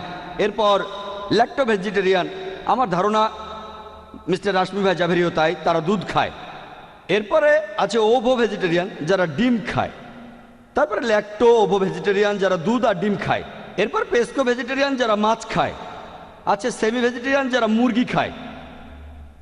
এই শ্রেণীবিভাগটা করেছে ভেজিটেরিয়ান সোসাইটি আমিনা। এরকম আরো 20টা নাম বলা যায়, কিন্তু হাতে সময় কম। ডক্টর উইলিয়াম টি জার্ভেস একবার একটা কথা বলেছিলেন। ডক্টর উইলিয়াম টি জার্ভেস তিনি হলেন American council of science and হেলথের একজন অ্যাডভাইজার, ACSH। আর এছাড়াও তিনি public health and preventive medicine ডিপার্টমেন্টের প্রফেসর লোমা লিন্ডা ইউনিভার্সিটিতে। এছাড়াও তিনি খাবারের জালিয়াতির বিরুদ্ধে ন্যাশনাল কাউন্সিলের প্রতিষ্ঠাতা ও প্রেসিডেন্ট। এছাড়াও তিনি একটা বই লিখেছেন, the health robbers, a closer look at quackery in America. বেশিরভাগ তথ্য আমেরিকার উপরে। তিনি ভেজিটেরিয়ানদের শ্রেণীবিভাগ করেছেন, তাদের বৈশিষ্ট্যের উপর ভিত্তি করে 2 ভাগে ভাগ করেছেন, প্রাগম্যাটিক ভেজিটেরিয়ান আর আইডিওলজিক্যাল ভেজিটেরিয়ান। প্রাগম্যাটিক ভেজিটেরিয়ান তার শরীরের চাহিদা অনুযায়ী খাদ্য বেছে নেয়। সে খাবার বেছে নেওয়ার সময় যুক্তি দিয়ে বাছে, আবেগ দিয়ে বাছে না। আর আইডিওলজিক্যাল ভেজিটেরিয়ান, তাদের দেখবেন তারা খাবার বেছে নেয় আদর্শের উপর ভিত্তি করে। এখানে ভিত্তিটা হলো তাদের আদর্শ। সে এখানে যুক্তি ব্যবহার করে না, আবেগকে ব্যবহার করে। ডক্টর উইলিয়াম টি জার্ভেস বলেছেন, একজন আইডিওলজিক্যাল ভেজিটেরিয়ানকে দেখবেন যে সে শাকসবজি খাওয়ার উপকারিতাগুলোকে ফুলিয়ে ফাঁপিয়ে বলছে। আর আমার আগের বক্তার লেকচারও আপনারা সে জিনিসটাই দেখেছেন, শাকসবজি খাওয়ার উপকারিতাগুলোকে ফুলিয়ে ফাঁপিয়ে বলবে। তারা এই কথাগুলো পরীক্ষা করে দেখে না। আরেকটা বিষয় তাদের দৃষ্টি এড়িয়ে যায় যে শুধুমাত্র ভেজিটেবলস খেলে আমরা স্বাস্থ্যগত অনেক হুমকির সম্মুখে পড়তে পারি। তিনি বলেছেন যে আইডিওলজিক্যাল ভেজিটেরিয়ান সে একজন বিজ্ঞানী হওয়ার ভান করে, কিন্তু তার কথাবার্তা বিজ্ঞানীর মতো হয় না, উকিলের মতো হয়। আর আপনারাও দেখেছেন আমার আগে যিনি আপনাদের সামনে লেকচার দিলেন, ভাবটা বিজ্ঞানের মতো, কথা উকিলের মতো। তারা তাদের দেয়া তথ্যগুলো বাছাই করে নিয়ে যারা তাদের আদর্শ মানে না তাদের বিরুদ্ধে কথা বলে। এতে এরকম বিতর্কের ক্ষেত্রে কাজ হয়, বিতর্কে জেতা যায়, তবে সেটা বাস্তবসম্মত নয়, বিজ্ঞানসম্মতও নয়। উইলিয়াম টি জার্ভেস বলেছেন, আইডিওলজিক্যাল ভেজিটেরিয়ান তাদের বেশিরভাগ কথাই অনুমানের উপর নির্ভরশীল। এদের চিন্তা ভাবনা পুরোপুরি একপেশে। সত্যি বলতে অনেক বিজ্ঞানী আর ডাক্তাররাও এদের মধ্যে পড়েন। ওনার লেকচারও আপনারা তেমনটাই দেখলেন। মিস্টার রাশমি ভাই জাভেরি বললেন অনেক অসুখের কথা, আমি তার সবগুলো যুক্তি খণ্ডন করতে পারি যদি সময় পাই। তিনি বিজ্ঞানের কথা বলেছেন, কিন্তু বৈজ্ঞানিকভাবে বলেননি। সবগুলো রোগে প্রতিকার করা যায়, তবে প্রতিকারের চাইতে প্রতিরোধ ভালো। এটাই হচ্ছে মেডিসিন ফিলোসফির ভিত্তি। এখন এ ব্যাপারে বিস্তারিত বলার সময় পাবো না, পরে সময় পেলে এ বিষয়ে বলবো। প্রথমে আমি অন্যান্য বিষয় নিয়ে বলি, পরে স্বাস্থ্য সম্পর্কে বলবো। আসুন দেখি কোন কোন কারণে আমাদের খাদ্যাভ্যাস গড়ে তুলি আমরা মানুষরা। হতে পারে ধর্মীয় কারণ, হতে পারে ভৌগোলিক অবস্থান, হতে পারে ব্যক্তিগত পছন্দ, গন্ধ, স্বাদ, রং। কারণটাও হতে পারে মানবিক বা নীতিগত কারণ, হতে পারে শারীরিক গঠন সংক্রান্ত কোনো কারণ, হতে পারে আচরণ সংক্রান্ত কারণ। এই কারণটা হতে পারে পরিবেশ আর পরিবেশের ভারসাম্য সংক্রান্ত কারণ। এটা হতে পারে পুষ্টিগত কারণ, হতে পারে চিকিৎসা ও স্বাস্থ্য সংক্রান্ত কারণ, স্বাস্থ্য ও চিকিৎসা সংক্রান্ত। আসুন প্রথমে আমরা ধর্মীয় কারণগুলো দেখি। মিস্টার ত্রিবেদী বলেছেন যে ধর্ম মানুষের এই সব কাজে নাক গলাবে না। যেখানে প্রশ্নটা হচ্ছে যে আমরা কোনটা খাবো আর কোন খাবারটা খাবো না, এই সিদ্ধান্তটা আসলে নেবেন মেডিকেল ডাক্তাররা। আমি তার সঙ্গে একমত যে বেশিরভাগ ধর্মেই ব্যাপারটা এরকমই।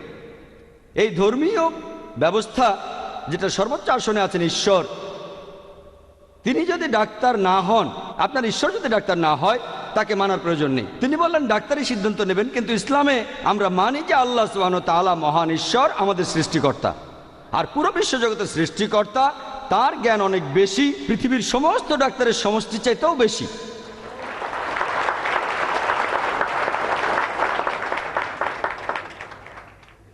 আর মিস্টার রাশমি ভাই জাভেরি যে কথাগুলো বিভিন্ন ডাক্তারের রেফারেন্স দিয়ে বললেন, কথাগুলো এই বইগুলো থেকে বলেছেন, বাইরে হয়তো বইগুলো বিক্রি হচ্ছে এই বইগুলো থেকে।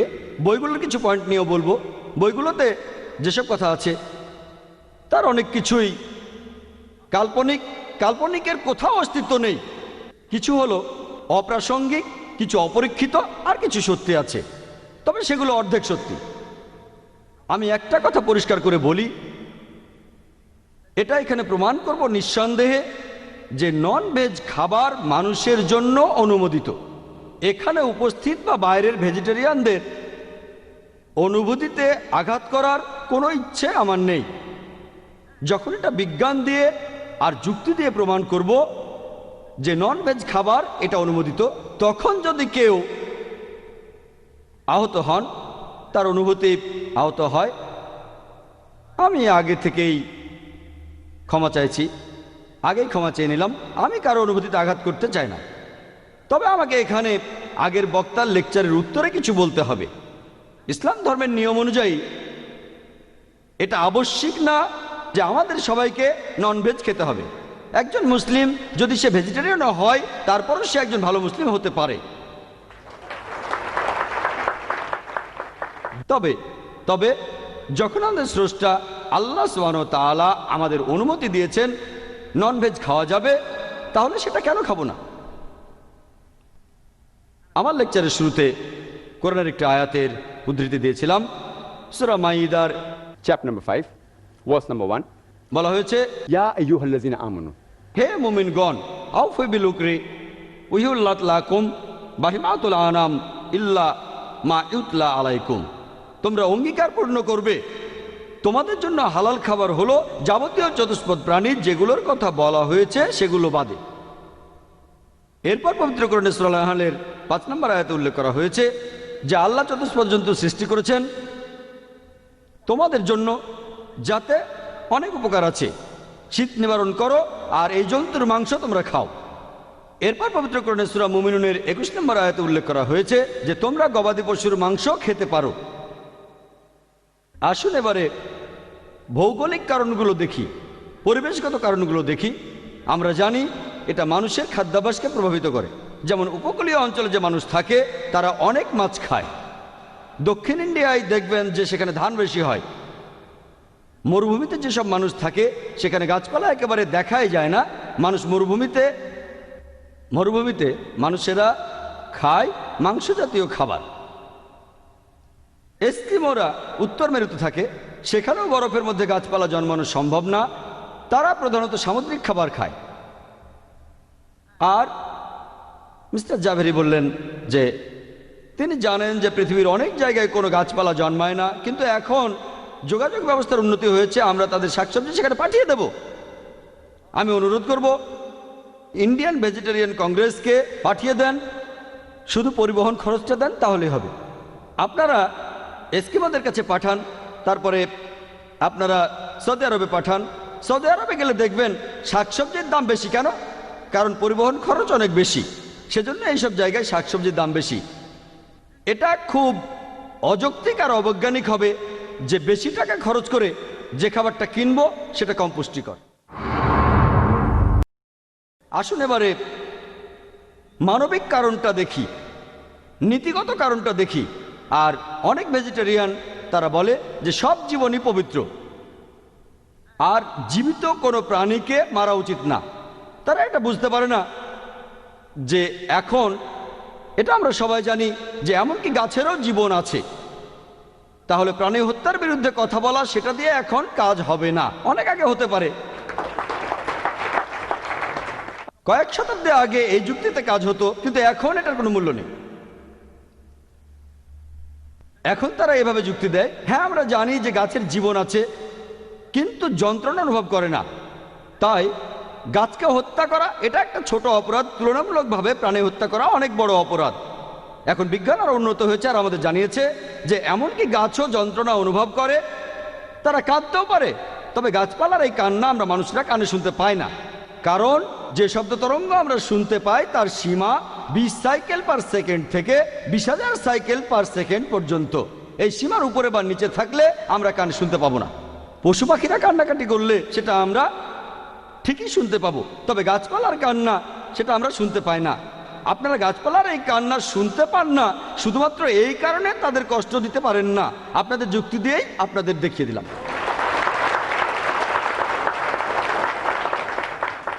একবার একজন আইডিওলজিক্যাল ভেজিটেরিয়ান আমার কাছে এসে বলেছিল যে ভাই জাকির, আমি জানি যে গাছের জীবন আছে, ব্যথা অনুভব করে, তবে এই গাছপালার দুটো ইন্দ্রিয় কম থাকে, পশুদের ইন্দ্রিয় বেশি থাকে। আচ্ছা, তর্কের খাতিরে এটা মেনে নিলাম। এখন আপনাকে একটা প্রশ্ন করি যে ধরেন আপনার ভাই জন্ম থেকেই বোবা আর কালা, শুনতে পারে না, বলতেও পারে না, দুটো ইন্দ্রিয় কম। তারপর সে বড় হলো, একদিন একজন লোক তাকে মেরে ফেললো। আপনি কি তখন জাজকে গিয়ে বলবেন, ও মি লর্ড, এই হত্যাকারীকে কম শাস্তি দেন কারণ আমার ভাইয়ের দুটো ইন্দ্রিয় কম ছিল? সত্যি বলতে আপনি তো বলবেন, উসনে তো মাসুমকে মারা হয়, সে একজন নিষ্পাপকে মেরেছে, তাকে অনেক বড় শাস্তি দেন। আপনারা যদি ভালো করে দেখেন যে ইসলাম ধর্মে জীবজগতের কথা বলা হয়েছে আর তারা দুই প্রকার, প্রধানত প্রকারভেদটা দুই প্রকার। মানুষ জাতি সেটা এক প্রকার, মানুষ বাদে অন্যান্য জীব সেটা আরেক প্রকার।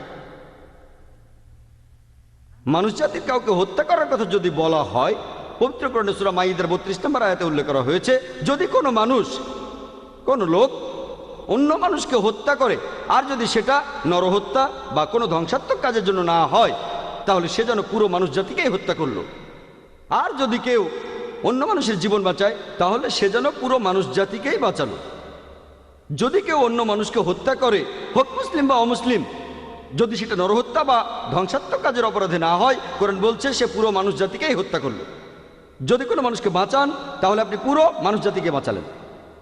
মানুষ বাদে অন্যান্য জীবজন্তুর কথা যদি বলতে হয়, মানুষ বিনা কারণে তাদের কোনো ক্ষতি করবে না, বিনা কারণে তাদের হত্যা করবে না, খেলার ছলে, মজা করে বা টার্গেট প্র্যাকটিসের জন্য। তবে সেটা যদি হয় নিরাপত্তার জন্য, জীবন বাঁচানোর জন্য, তাহলে বাধা দিতে পারেন, এমনকি মেরেও ফেলতে পারেন। অথবা যদি আপনি হালাল খাবার খেতে চান, তবে নিছক আনন্দের জন্য পশু পাখি হত্যা করা উচিত না। যদি এটা মেনেও নেই যে গাছপালা তারা নিচু জাতের জীব, মানুষের তুলনায় নিচু পর্যায়ের জীব, যদি আপনি একটা প্রাণীর জীবন কেড়ে নেন, গড়ে হিসাব করলে সেটা প্রায় 100 জন মানুষ খেতে পারবে। এই মানুষকে শাকসবজি খাওয়াতে চাইলে 100-এরও বেশি গাছপালা মারতে হবে। তাহলে কোনটা ভালো হবে? মাত্র একটা প্রাণীকে হত্যা করা ভালো হবে, নাকি 100টা গাছপালাকে হত্যা করা? এখানে কোনটা বড় পাপ? 100 জন বিকলাঙ্গ মানুষকে হত্যা করাটা কি বড় অপরাধ, নাকি একজন সুস্থ মানুষকে মারা? কোনটা বড় অপরাধ? আপনারা নিজেরাই ভেবে দেখেন। একটা ভেজিটেরিয়ান সোসাইটি আছে যেটার নাম হলো world foundation on reference for all life.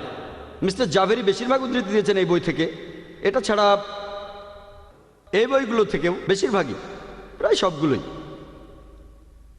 এই ফাউন্ডেশনটার নাম হচ্ছে world foundation on reference for all life. ব্র্যাকেটে লিখে দিতে পারতো শুধু গাছপালার জীবন বাদে। এখানে বলা হয়েছে সব সৃষ্টি আসলে একটা পরিবার, সবার জীবনই পবিত্র। এদের আদর্শটা কোন ধরনের আদর্শ? পরিবারের একটা সদস্যকে হত্যা করার অনুমতি দিচ্ছেন, কিন্তু অন্য সদস্যদের হত্যা করার অনুমতি দিচ্ছেন না। এটা অযৌক্তিক, অবৈজ্ঞানিক।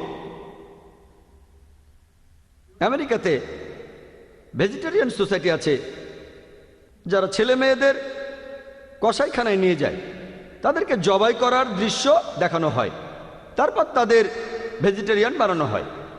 ব্যাপারটা অনেকটা এরকম যে ডাক্তার ছোট ছোট মেয়েদের সন্তান প্রসবের সময়কালীন যন্ত্রণা দেখালো, আর তারপর বলল এজন্যই তোমরা কখনো বিয়ে করবে না আর সন্তান জন্ম দেবে না। এভাবে কাউকে প্রভাবিত করাটা একেবারে অনৈতিক, আনএথিক্যাল, অনৈতিক। আমরা আমাদের সন্তানদের শেখাবো যে খাবারের জন্য আমরা যখন গাছপালা বড় করছি তখন পশু পাখিও পালন করতে পারবো না। কেন? সব জীবনই পবিত্র। আমি একমত, বিনা কারণে হত্যা করা ঠিক না, কিন্তু যদি কারণ থাকে, হালাল খাবার হয়, অনুমতি আছে। আসুন এবারে আমরা শারীরিক আর ব্যবহার সংক্রান্ত বিষয়গুলো দেখি। আমার আগের বক্তা অনেকগুলো অসুখ বিসুখের নাম বললেন, মিস্টার জাভেরি। তিনি তখন পড়ছিলেন প্রায় 100 মাইল স্পিডে। আমিও তাড়াহুড়ো করে সব লিখে রাখছিলাম। কতগুলো অসুখের কথা বলেন, মেডিকেল ডাক্তার হিসেবে উত্তর দিতে পারবো, তবে কতখানি বলতে পারবো? 10টা রোগের নাম বলতে কয়েক সেকেন্ড লাগবে, কিন্তু সেগুলোর উত্তর দিতে গেলে 1 ঘন্টার বেশি সময় লাগবে। উনি অনেক রোগের কথা বলেছেন। আমি শুধু আপনাদের বলবো আসল বইগুলো পড়ুন, আসল বইগুলো, রিসার্চগুলো না, যেগুলো লিখেছেন বিভিন্ন আইডিওলজিক্যাল ভেজিটেরিয়ান। বেশিরভাগ উত্তরগুলোই পাবেন মেডিকেল বইগুলোতে। তৃণভোজী আর মাংসাশী প্রাণীদের শারীরিক গঠন সম্পর্কে উনি ঠিকই বলেছেন। যদি তৃণভোজী প্রাণীদের দাঁতগুলো দেখেন, গরু, ছাগল, ভেড়া, তাদের দাঁতগুলো সব সমান থাকে, তারা শুধু শাকসবজি খায়। যদি মাংসাশী প্রাণীদের দাঁতগুলো ভালো করে দেখেন, সিংহ, বাঘ, চিতাবাঘ, তাদের দাঁতগুলো সব সূচালো থাকে, তারা শুধুমাত্র মাংস খায়, ননভেজ খাবার খায় না, শুধু মাংস খায়। তাদেরকে ননভেজ বলা হয় না, বলা হয় কার্নিভোরাস বা মাংসাশী। এই হচ্ছে ননভেজ আর মাংসাশী প্রাণীদের পার্থক্য। ননভেজ মানে সে হলো বহুভোজী। কিন্তু যদি আমরা আমাদের দাঁতগুলো ভালো করে দেখি, আমাদের সমান দাঁত আছে, আবার সূচালো দাঁতও আছে। যদি আল্লাহ তাআলা এটা চাইতেন যে আমরা শুধু শাকসবজি খাবো, তাহলে আমাদেরকে এই সূচালো দাঁত কেন দিলেন? কি জন্য? আর তিনি বললেন এই দাঁত নাকি কুকুরের দাঁতের মতো না, এটা বানরের দাঁতের মতো। উনি হয়তো এই বৈজ্ঞানিক তথ্যটা জানেন না যে সূচালো অর্থাৎ ক্যানাইন, এটা এসেছে ল্যাটিন শব্দ ক্যানিস থেকে, ল্যাটিন শব্দ যার অর্থ কুকুরের মতো। আর ক্যানাইন মানে ক্যানিডা প্রজাতির পশুদের মতো, যেমন নেকড়ে, কুকুর ইত্যাদি। বিজ্ঞানীরা নাম দিয়েছেন ক্যানাইন, অর্থ কুকুরের দাঁতের মতো। আর মিস্টার জাভেরি বললেন এটা কুকুরের দাঁতের মতো না, এটা নাকি বানর বা শিম্পাঞ্জির দাঁতের মতো, বানরের মতো।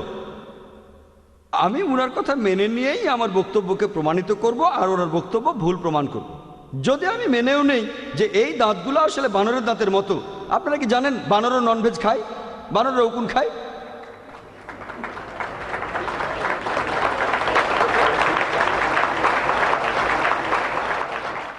আর বানর প্রজাতির মধ্যে অনেকগুলো প্রাণী আছে যারা একেবারে কাঁচা মাংস খায়। বানর প্রজাতির অনেক প্রাণী আছে যারা কাঁচা মাংস খায়। এরা হচ্ছে বহুভোজী। কে বলে তারা মাংসাশী? তারা বহুভোজী, তারা ভেজিটেরিয়ান না। এদের মধ্যে অনেকে আবার নিজেদের মাংস খেয়ে ফেলে। নিজ গোত্রের কেউ মারা গেলে তার মাংস খায়। এরপরে দেখেন আমাদের পরিপাকতন্ত্র। মানুষের ক্ষেত্রে দেখবেন আমরা দুটোই হজম করতে পারি, ভেজ নন ভেজ দুটোই। যদি আল্লাহ চাইতেন যে আমরা শুধু ভেজ খাবারই খাবো, তাহলে এমন পরিপাকতন্ত্র কেন দিলেন যেটা দুটোই হজম করতে পারে, ভেজ নন ভেজ দুটোই? মিস্টার জাভেরি বললেন যে আমরা কাঁচা মাংস খেতে পারি না। আচ্ছা, মেনে নিলাম বেশিরভাগ মানুষ কাঁচা মাংস খেতে পারে না। একইভাবে বেশিরভাগ মানুষই শাকসবজি কাঁচা খেতে পারে না। সব শাকসবজি কাঁচা, যেমন কাঁচা ময়দা, চাল, এগুলো খেতে পারবেন? কাঁচা ডাল, কাঁচা শাক খেতে পারবেন? এগুলো হজম হবে না। তখন আপনারা বলবেন না না, এগুলো রান্না করতে হবে। আমি একজন ডাক্তার হিসেবে জানি যে কাঁচা ময়দা বা কাঁচা চাল বা কাঁচা শাক যদি খান আপনাদের সমস্যা হবে, এগুলো হজম হবে না, তাই রান্না করে খেতে হবে। মাংসের ক্ষেত্রে একই কথা। আমরা ননভেজ যারা, এগুলো রান্না করে খাই যাতে হজম করতে পারি। কিন্তু তারপরেও কিছু মানুষ আছে যারা কাঁচা মাংস খেতে পারে। মিস্টার জাভেরি তখন বললেন এস্কিমোদের কথা। তিনি হয়তো এই শব্দটার অর্থ জানেন না। এই এস্কিমো শব্দটার অর্থ যদি জানতেন, এটার অর্থ যে মানুষ কাঁচা মাংস খায়। তাহলে এমন কিছু মানুষ আছে যারা কাঁচা মাংসও খায়, অভ্যাস হয়ে গেছে। যদি আপনিও বাধ্য হন যে ময়দা, চাল কাঁচা খাবেন, আপনারও অভ্যাস হয়ে যেতে পারে। তবে বেশিরভাগ মানুষ কিছু কিছু শাকসবজি হজম করতে পারে না। তার মানে এই না যে আপনি ভাত খাবেন না, আপনি রুটি খাবেন না, আপনি ডাঁটা শাক, পুঁই শাক খাবেন না। তৃণভোজী প্রাণীদের শরীরে একটা এনজাইম আছে যার নাম সেলুলোজ এনজাইম। আর সব ধরনের শাকসবজির মধ্যেই সেলুলোজ আছে। তৃণভোজীদের শরীরের এই সেলুলোজ এনজাইমের কারণে তারা এই শাকসবজি হজম করতে পারে। আমরা মানুষরা, আমাদের শরীরে সেলুলোজ এনজাইম নেই, সেজন্য আমরা যে শাকসবজি খাই সেখানকার সেলুলোজ অংশটা, সেটা আমাদের হজম হয় না। সেটাকে আপনারা বলছেন ফাইবার, এটা হজম হয় না। এর বদলে দেখবেন অন্য বেশ কিছু এনজাইম আছে, যেমন লাইপেজ, ট্রিপসেস, টিমোট্রিপসেস। আমাদের এইসব এনজাইম দিয়ে আমরা নন ভেজ হজম করতে পারি। যদি আল্লাহ চাইতেন যে আমরা মাংস জাতীয় খাবার খেতে পারবো না, তাহলে এই এনজাইমগুলো দিলেন কেন? এরপর আদিম মানুষ, মিস্টার জাভেরি বলেছেন, প্রধান অতিথিও বলেছেন, প্রত্নতাত্ত্বিক বিভিন্ন আবিষ্কার থেকে আমরা নিশ্চিতভাবেই বলতে পারি হোমো স্যাপিয়েন্স, এস্কিমো, অস্ট্রেলিয়ার অ্যাবরিজিন, এরা সবাই হচ্ছে ননভেজ। তাহলে এখন বদলাবেন কেন? তাদের দাঁত আমাদের মতো, একই রকম পরিপাকতন্ত্র। মিস্টার জাভেরি এরকম আরও কিছু তুলনা দিয়েছেন যেটা প্রমাণ করে আমরা শাকসবজি খেতে পারবো। আমিও একমত। এ কথা কখন বললাম যে আমি শাকসবজি খেতে পারবো না? ননভেজ হলো সেই লোক যে প্রাণীজাত বিভিন্ন খাবার খায় আর পাশাপাশি শাকসবজিও খেয়ে থাকে। ননভেজ মানে বহুভোজী। উনি বললেন যে মাংসাশী প্রাণীর লিভার আর কিডনি আকারে বড়, আর মানুষের কিডনি লিভার তৃণভোজীদের মতোই ছোট হয়। মাংসাশী প্রাণীরা তো কাঁচা মাংস খায়। এই খাবারের বর্জ্য পদার্থ বের করতে বড় লিভার আর কিডনির প্রয়োজন হয়। আমরা তো রান্না করে খাই, সেজন্য আল্লাহ আমাদের লিভার আর কিডনির আকার ছোট করেছেন যাতে দুটোই আমরা হজম করতে পারি। ননভেজ আর ভেজ দুটোই রান্না করে খেতে পারি। ওনার অন্যান্য কথার বিরুদ্ধেও এটা খাটে, যেমন HCl, এটা অনেক অ্যাসিডিক, আমাদের প্রয়োজন নেই। যখন প্রয়োজন নেই তখন আল্লাহ কেন সেটা আমাদের দেবেন? মুখের লালার ক্ষেত্রে আর ব্লাড পিএইচ এর ক্ষেত্রেও এ কথা খাটে। লিপোপ্রোটিনের ক্ষেত্রে একই কথা। এখানে উত্তরটা হলো যেহেতু তারা কাঁচা মাংস খায়, এটা তাদের প্রয়োজন, আমাদের প্রয়োজন নেই। তাহলে আল্লাহ কেন দেবেন? হ্যাঁ, আমরা কিছু শাকসবজি কাঁচা খাই আর মাংস রান্না করে খাই। উনি বললেন মাংসাশী প্রাণীরা পানি চেটে খায় আর তৃণভোজী প্রাণীরা চুমুক দিয়ে খায়। আমরা মানুষরা আমরা দুটোই করি। যখন পানি খাই গ্লাসে পানি নিয়ে চুমুক দেই। যখন আমরা আইসক্রিম খাই তখন কি করি? চেটে খাই। আমরা চুমুক দেই আবার চাটি। ব্যাপারটা নির্ভর করে আমরা কোন খাবারটা খাচ্ছি সেটার উপরে। আমরা চাও চেটে খেতে পারি না যে তা নয়, কিন্তু সময় নষ্ট করবো কেন? এভাবে তো সময় বেশি লাগবে। একইভাবে অন্য পয়েন্টগুলো নিয়েও বলতে পারি আমি। আমাদের দাঁতগুলো কাছাকাছি থাকে, এর কারণ আমরা শাকসবজিও খাই। যদি আল্লাহ চাইতেন যে আমরা শাকসবজি খাবো না, তাহলে আমাদের দাঁতগুলো দূরে দূরে থাকতো। তিনি দুটোই খেতে বলেছেন, ভেজ আর নন ভেজ খাবার দুটোই। পবিত্র কোরআনে এমন অনেক আয়াত আছে যেখানে অনেক ফলের কথা বলা হয়েছে, ডালিমের কথা বলা হয়েছে, শাকসবজি, খেজুরের কথা বলা হয়েছে ইত্যাদি। এগুলো আমরা খাবো। অনেক ভেজিটেরিয়ানই বলেন যে গাছপালা ডাল কেটে ফেললে সেটা আবার গজায়, সেজন্য আমরা গাছপালা মেরে ফেলি না। এমন অনেক কিছু গাছ আছে, সব গাছ এরকম না। কিছু গাছ আছে ডাল কেটে ফেললে আবার ডাল গজায়। এটাই যদি যুক্তি হয়ে থাকে যে ডাল কেটে ফেললে সেটা আবার গজায়। আপনারা জানেন গিরগিটির লেজ কেটে ফেললে সেটা আবার গজায়। আপনারা কি গিরগিটির লেজ খাবেন? এটা অনেকেই খায়। অস্ট্রেলিয়ায় দেখবেন সেখানকার অ্যাবরিজিনরা খাওয়ার জন্য গিরগিটি পালন করে। আপনারা কি গিরগিটির লেজ খাবেন? এর উত্তর হবে না। আমি এখন কি করছি জানেন? একজন উকিলের মতো কাজ করছি। এসব কথা বলতে আমার আসলে লজ্জা লাগছে, তবে আমাকে বলতেই হবে, কারণ এটা একটা বিতর্ক। আমি এখানে এসেছি যাতে বন্ধুত্বপূর্ণভাবে আমরা একে অন্যকে ভালোভাবে বুঝাতে পারি। তবে যুক্তি আর বিজ্ঞান দিয়ে বলার পাশাপাশি আমাকে একজন উকিলের মতো কথা বলতে হচ্ছে, কারণ মিস্টার জাভেরি যেসব যুক্তি দেখিয়েছেন, যে সম্পর্কে কিছু জানে সেও এটা বলতে পারবে, কিন্তু সাধারণ মানুষ এ ব্যাপারে খুব কম জানে, অনেকে তো জানেই না। সেজন্য এই যুক্তিগুলো অনেক মানুষই মেনে নেবে, অনেকেই মেনে নেবে। তার বলা যুক্তিগুলো সব এই বইগুলোতেই আছে, যেমন মিট ইটিং 100 ফ্যাক্টস লিখেছেন নেমিচাঁদ, প্রকাশ করেছেন জৈন অর্গানাইজেশন আর ইন্ডিয়ান ভেজিটেরিয়ান কংগ্রেস। এখানে এই বইগুলো আমাকে দিয়েছেন mister Jhaveri. 100 facts about egg, vegetarian or non vegetarian. এখানে যে যুক্তিগুলো দেওয়া হয়েছে তার সবগুলোই ভুল প্রমাণ করা যায়।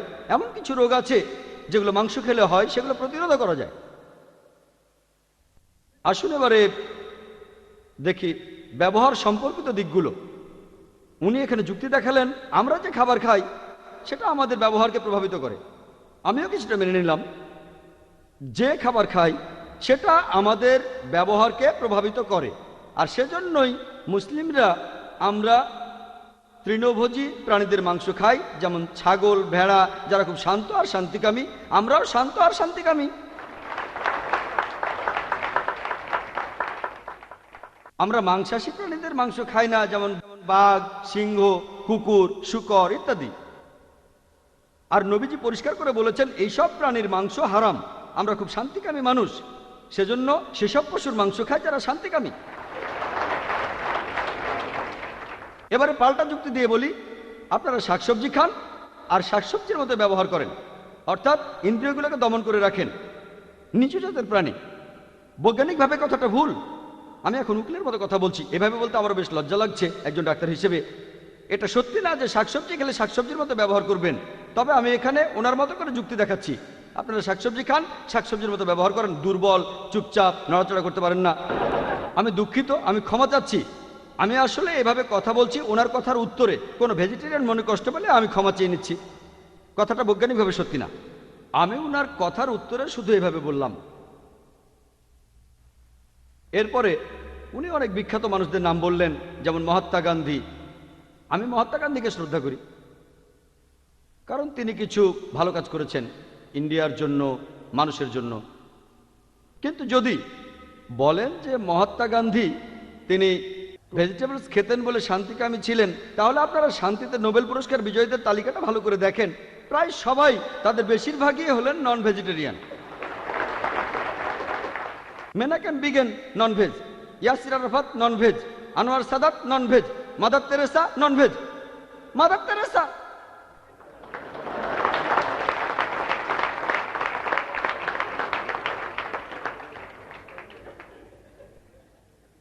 এবার আপনাদের একটা প্রশ্ন করি, কোন লোকটা মানব সভ্যতার ইতিহাসে, কোন লোকটা এখন পর্যন্ত সবচেয়ে বেশি মানুষ হত্যা করেছে বলতে পারবেন? Hitler, Adolf Hitler. এই হিটলার 60 লক্ষ ইহুদি মেরেছিল। সে কি ভেজ ছিল না নন ভেজ? ভেজিটেরিয়ান। এছাড়া ভেজিটেরিয়ান ক্রুসেডাররাও ছিল। এখন ইন্টারনেটে গেলে দেখবেন তারা বলছে, দেখেন অ্যাডলফ হিটলার ভেজিটেরিয়ান ছিল, কথাটা ঠিক না। সে মাঝে মধ্যে নন ভেজ খেত। আবার অনেকে এমনও বলে তার যখন গ্যাস্ট্রিকের সমস্যা হতো শুধুমাত্র তখনই শাকসবজি খেত। এবারে আপনাদের বৈজ্ঞানিক দৃষ্টিকোণ থেকে বলি, আমি এমনটা মনে করি না যে অ্যাডলফ হিটলার তার খাবারের কারণেই এমন হয়ে 60 লক্ষ ইহুদি মেরেছিল, এমন কোনো কথা বলছি না।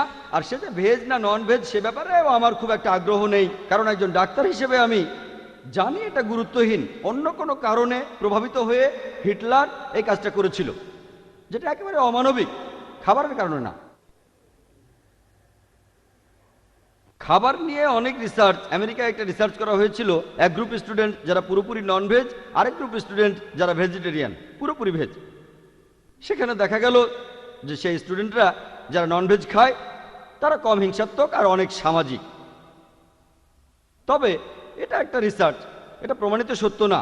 এই উদাহরণটা দিয়ে আমি কখনোই বলবো না যে নন ভেজ খাবার যারা খায় তারা শান্তপ্রিয় হবেন না। আমি একজন ডাক্তার, একজন মেডিকেল ডাক্তার, এছাড়া এই বিতর্কে একজন উকিলের কাজও করছি আমি।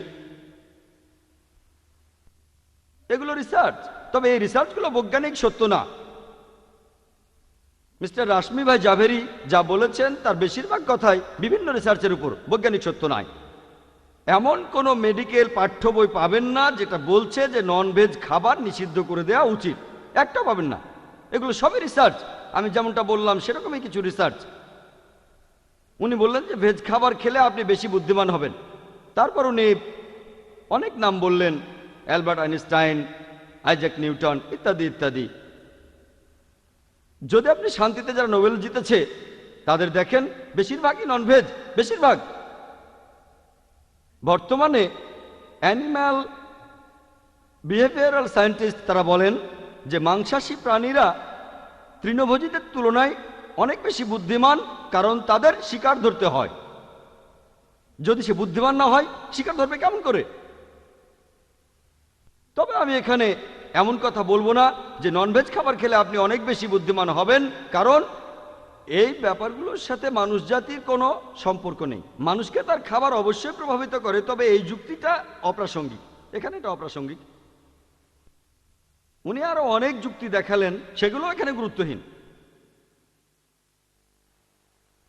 অনেকেই এমন কথা বলে থাকেন যে ননভেজ খাবার খেলে শক্তি বাড়বে, কথাটা ভুল।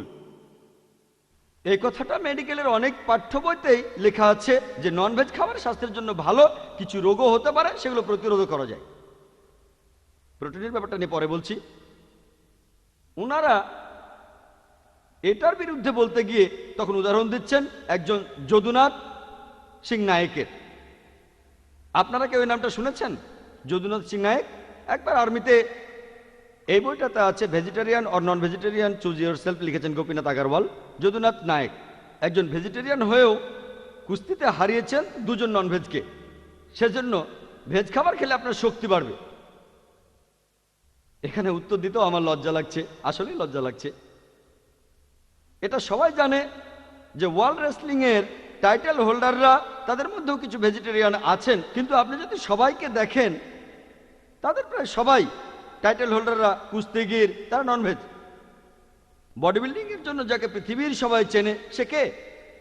Arnold Schwarzenegger. 13 বার সে ওয়ার্ল্ড টাইটেল পেয়েছে, 7 বার মিস্টার অলিম্পিয়া, 5 বার ইউনিভার্স আর 1 বার মিস্টার ওয়ার্ল্ড। সে কি ননভেজ না veg? Non veg. Boxer Muhammad Ali Cassius Clay non veg, Mike Tyson তিনিও ননভেজ। ননভেজ খাবার খেলে আপনার শক্তি বাড়বে, এটা বৈজ্ঞানিক সত্য। আর এ কারণেই আপনারা দেখবেন কোনো লোক যখন সুস্থ হতে থাকে ডাক্তার তাকে বলে ননভেজ খাবার খেতে। ননভেজ খেতেই হবে এমন না, তবে খেলে ভালো ইত্যাদি, এসব নিয়ে পরে বলবো। এই বইতে একটা উদাহরণ আছে একজন কুস্তিগিরের, প্রফেসর রামমূর্তি। আমি আগে নামটাও শুনিনি। এই লোকটাকে বিশ্ববিখ্যাত কুস্তিগির। আপনারা কি কেউ এই কুস্তিগিরের নাম শুনেছেন? প্রফেসর রামমূর্তি? কেউ শুনেননি? বিশ্ববিখ্যাত। এই খবর আপনারা কোত্থেকে পান? বিশ্ববিখ্যাত। তারপর আরো লেখা আছে যে পরমজিৎ সিং লন্ডনে একজন ভেজিটেরিয়ান, দিনে 2000 বার স্কিপিং করতে পারেন, সেজন্য ভেজিটেরিয়ান হলে আপনি অ্যাথলেট হতে পারবেন। যদি এই যুক্তিকে আপনারা বৈজ্ঞানিক বলেন আমার লজ্জা লাগবে। বেশিরভাগ অ্যাথলেট, রেকর্ড হোল্ডার এটা হচ্ছে গিনেস বুক, আপনারাও দেখতে পারেন, বইটা দেখানোর জন্য এনেছি। সব কিছু আছে বডি বিল্ডিং এর উপর, বডি বিল্ডিং, অ্যাথলেটিক্স, 100 মিটার দৌড় যারা রেকর্ড করেছেন।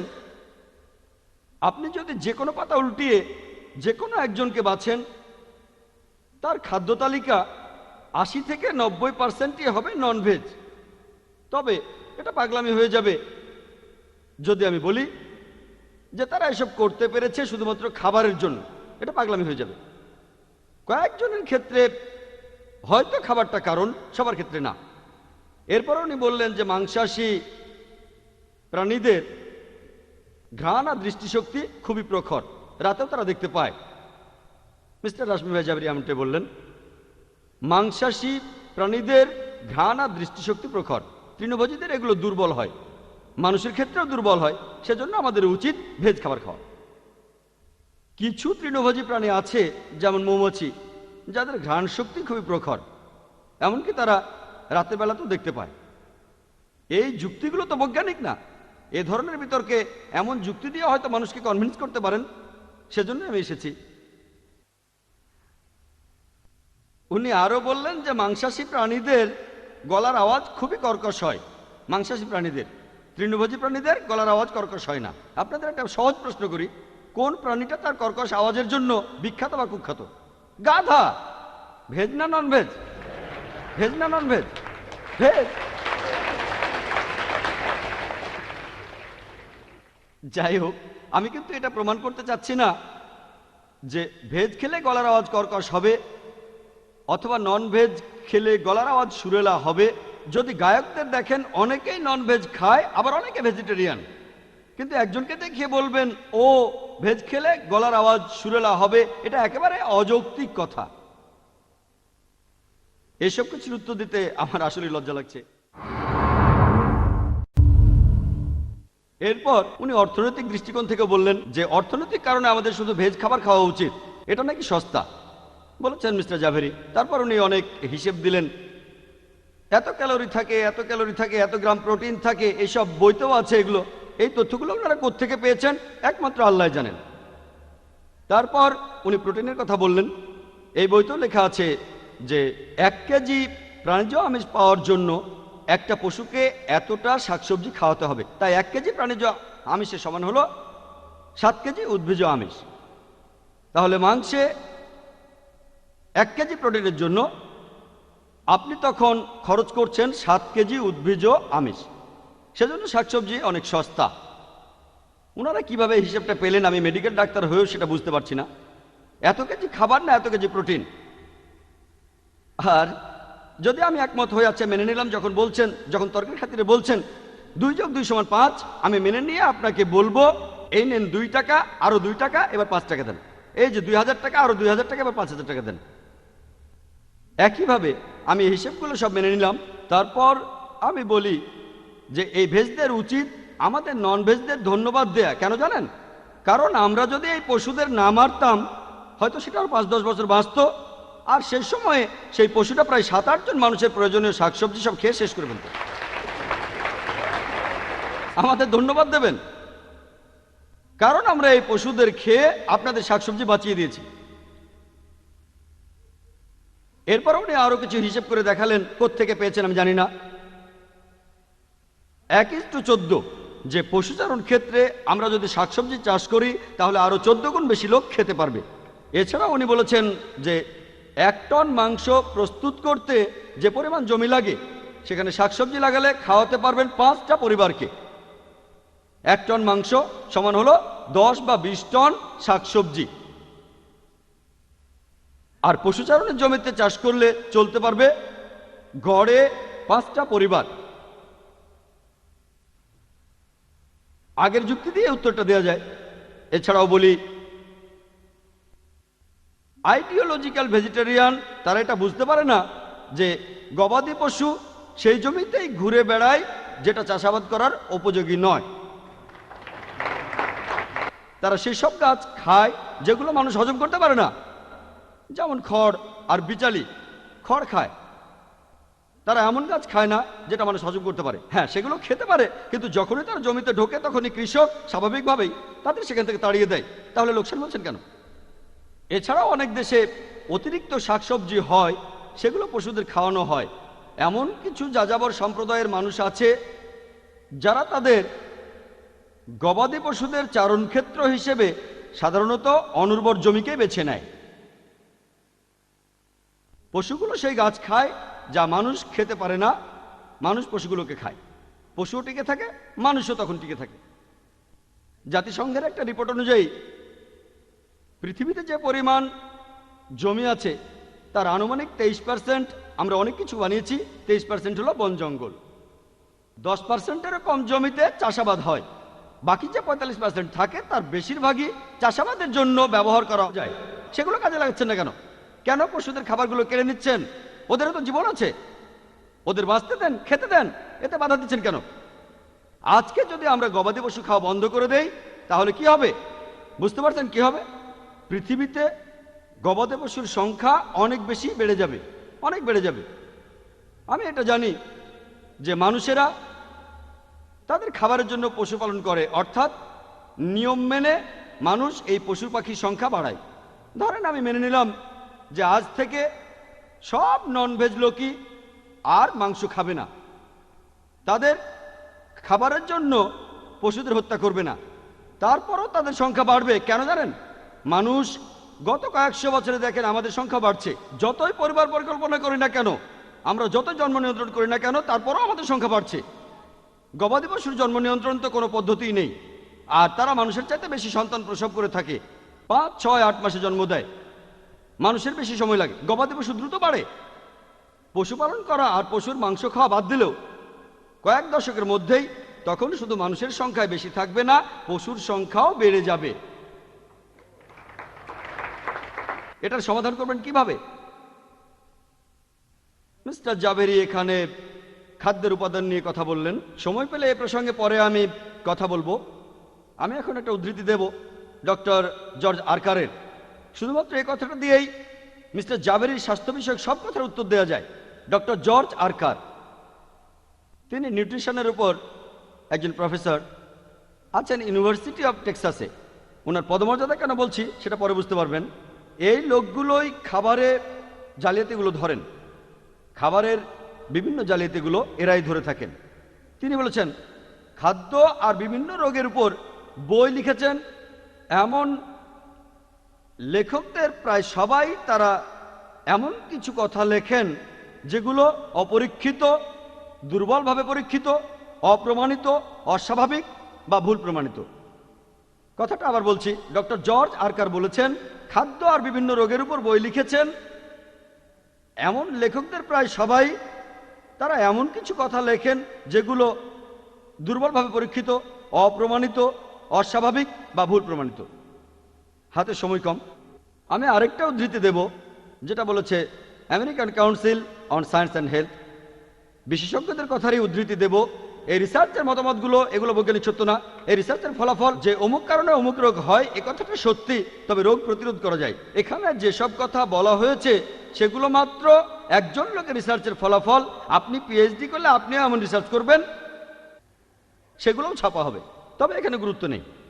American council of science and health বলছে একজন মানুষকে স্বাস্থ্যকর খাবারের জন্য মাংস জাতীয় খাবার বাদ দিয়ে শাকসবজি খাওয়ার প্রয়োজন নেই। আজকের টপিক এটা না যে ভেজ আর ননভেজ কোন খাবারটা স্বাস্থ্যকর। টপিক হচ্ছে ননভেজ মানুষের জন্য অনুমোদিত না নিষিদ্ধ।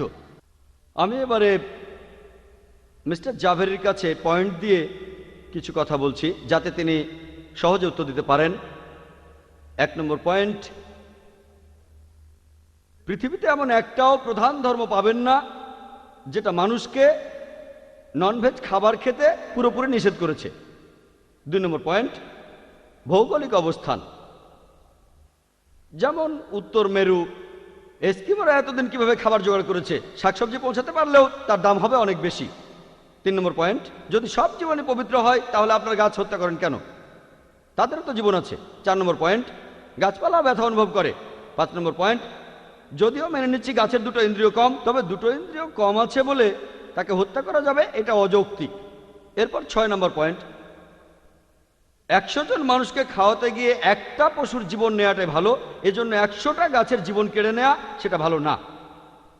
7 নম্বর পয়েন্ট, ওনার প্রত্যেকটা যুক্তিকেই খণ্ডন করা যায়।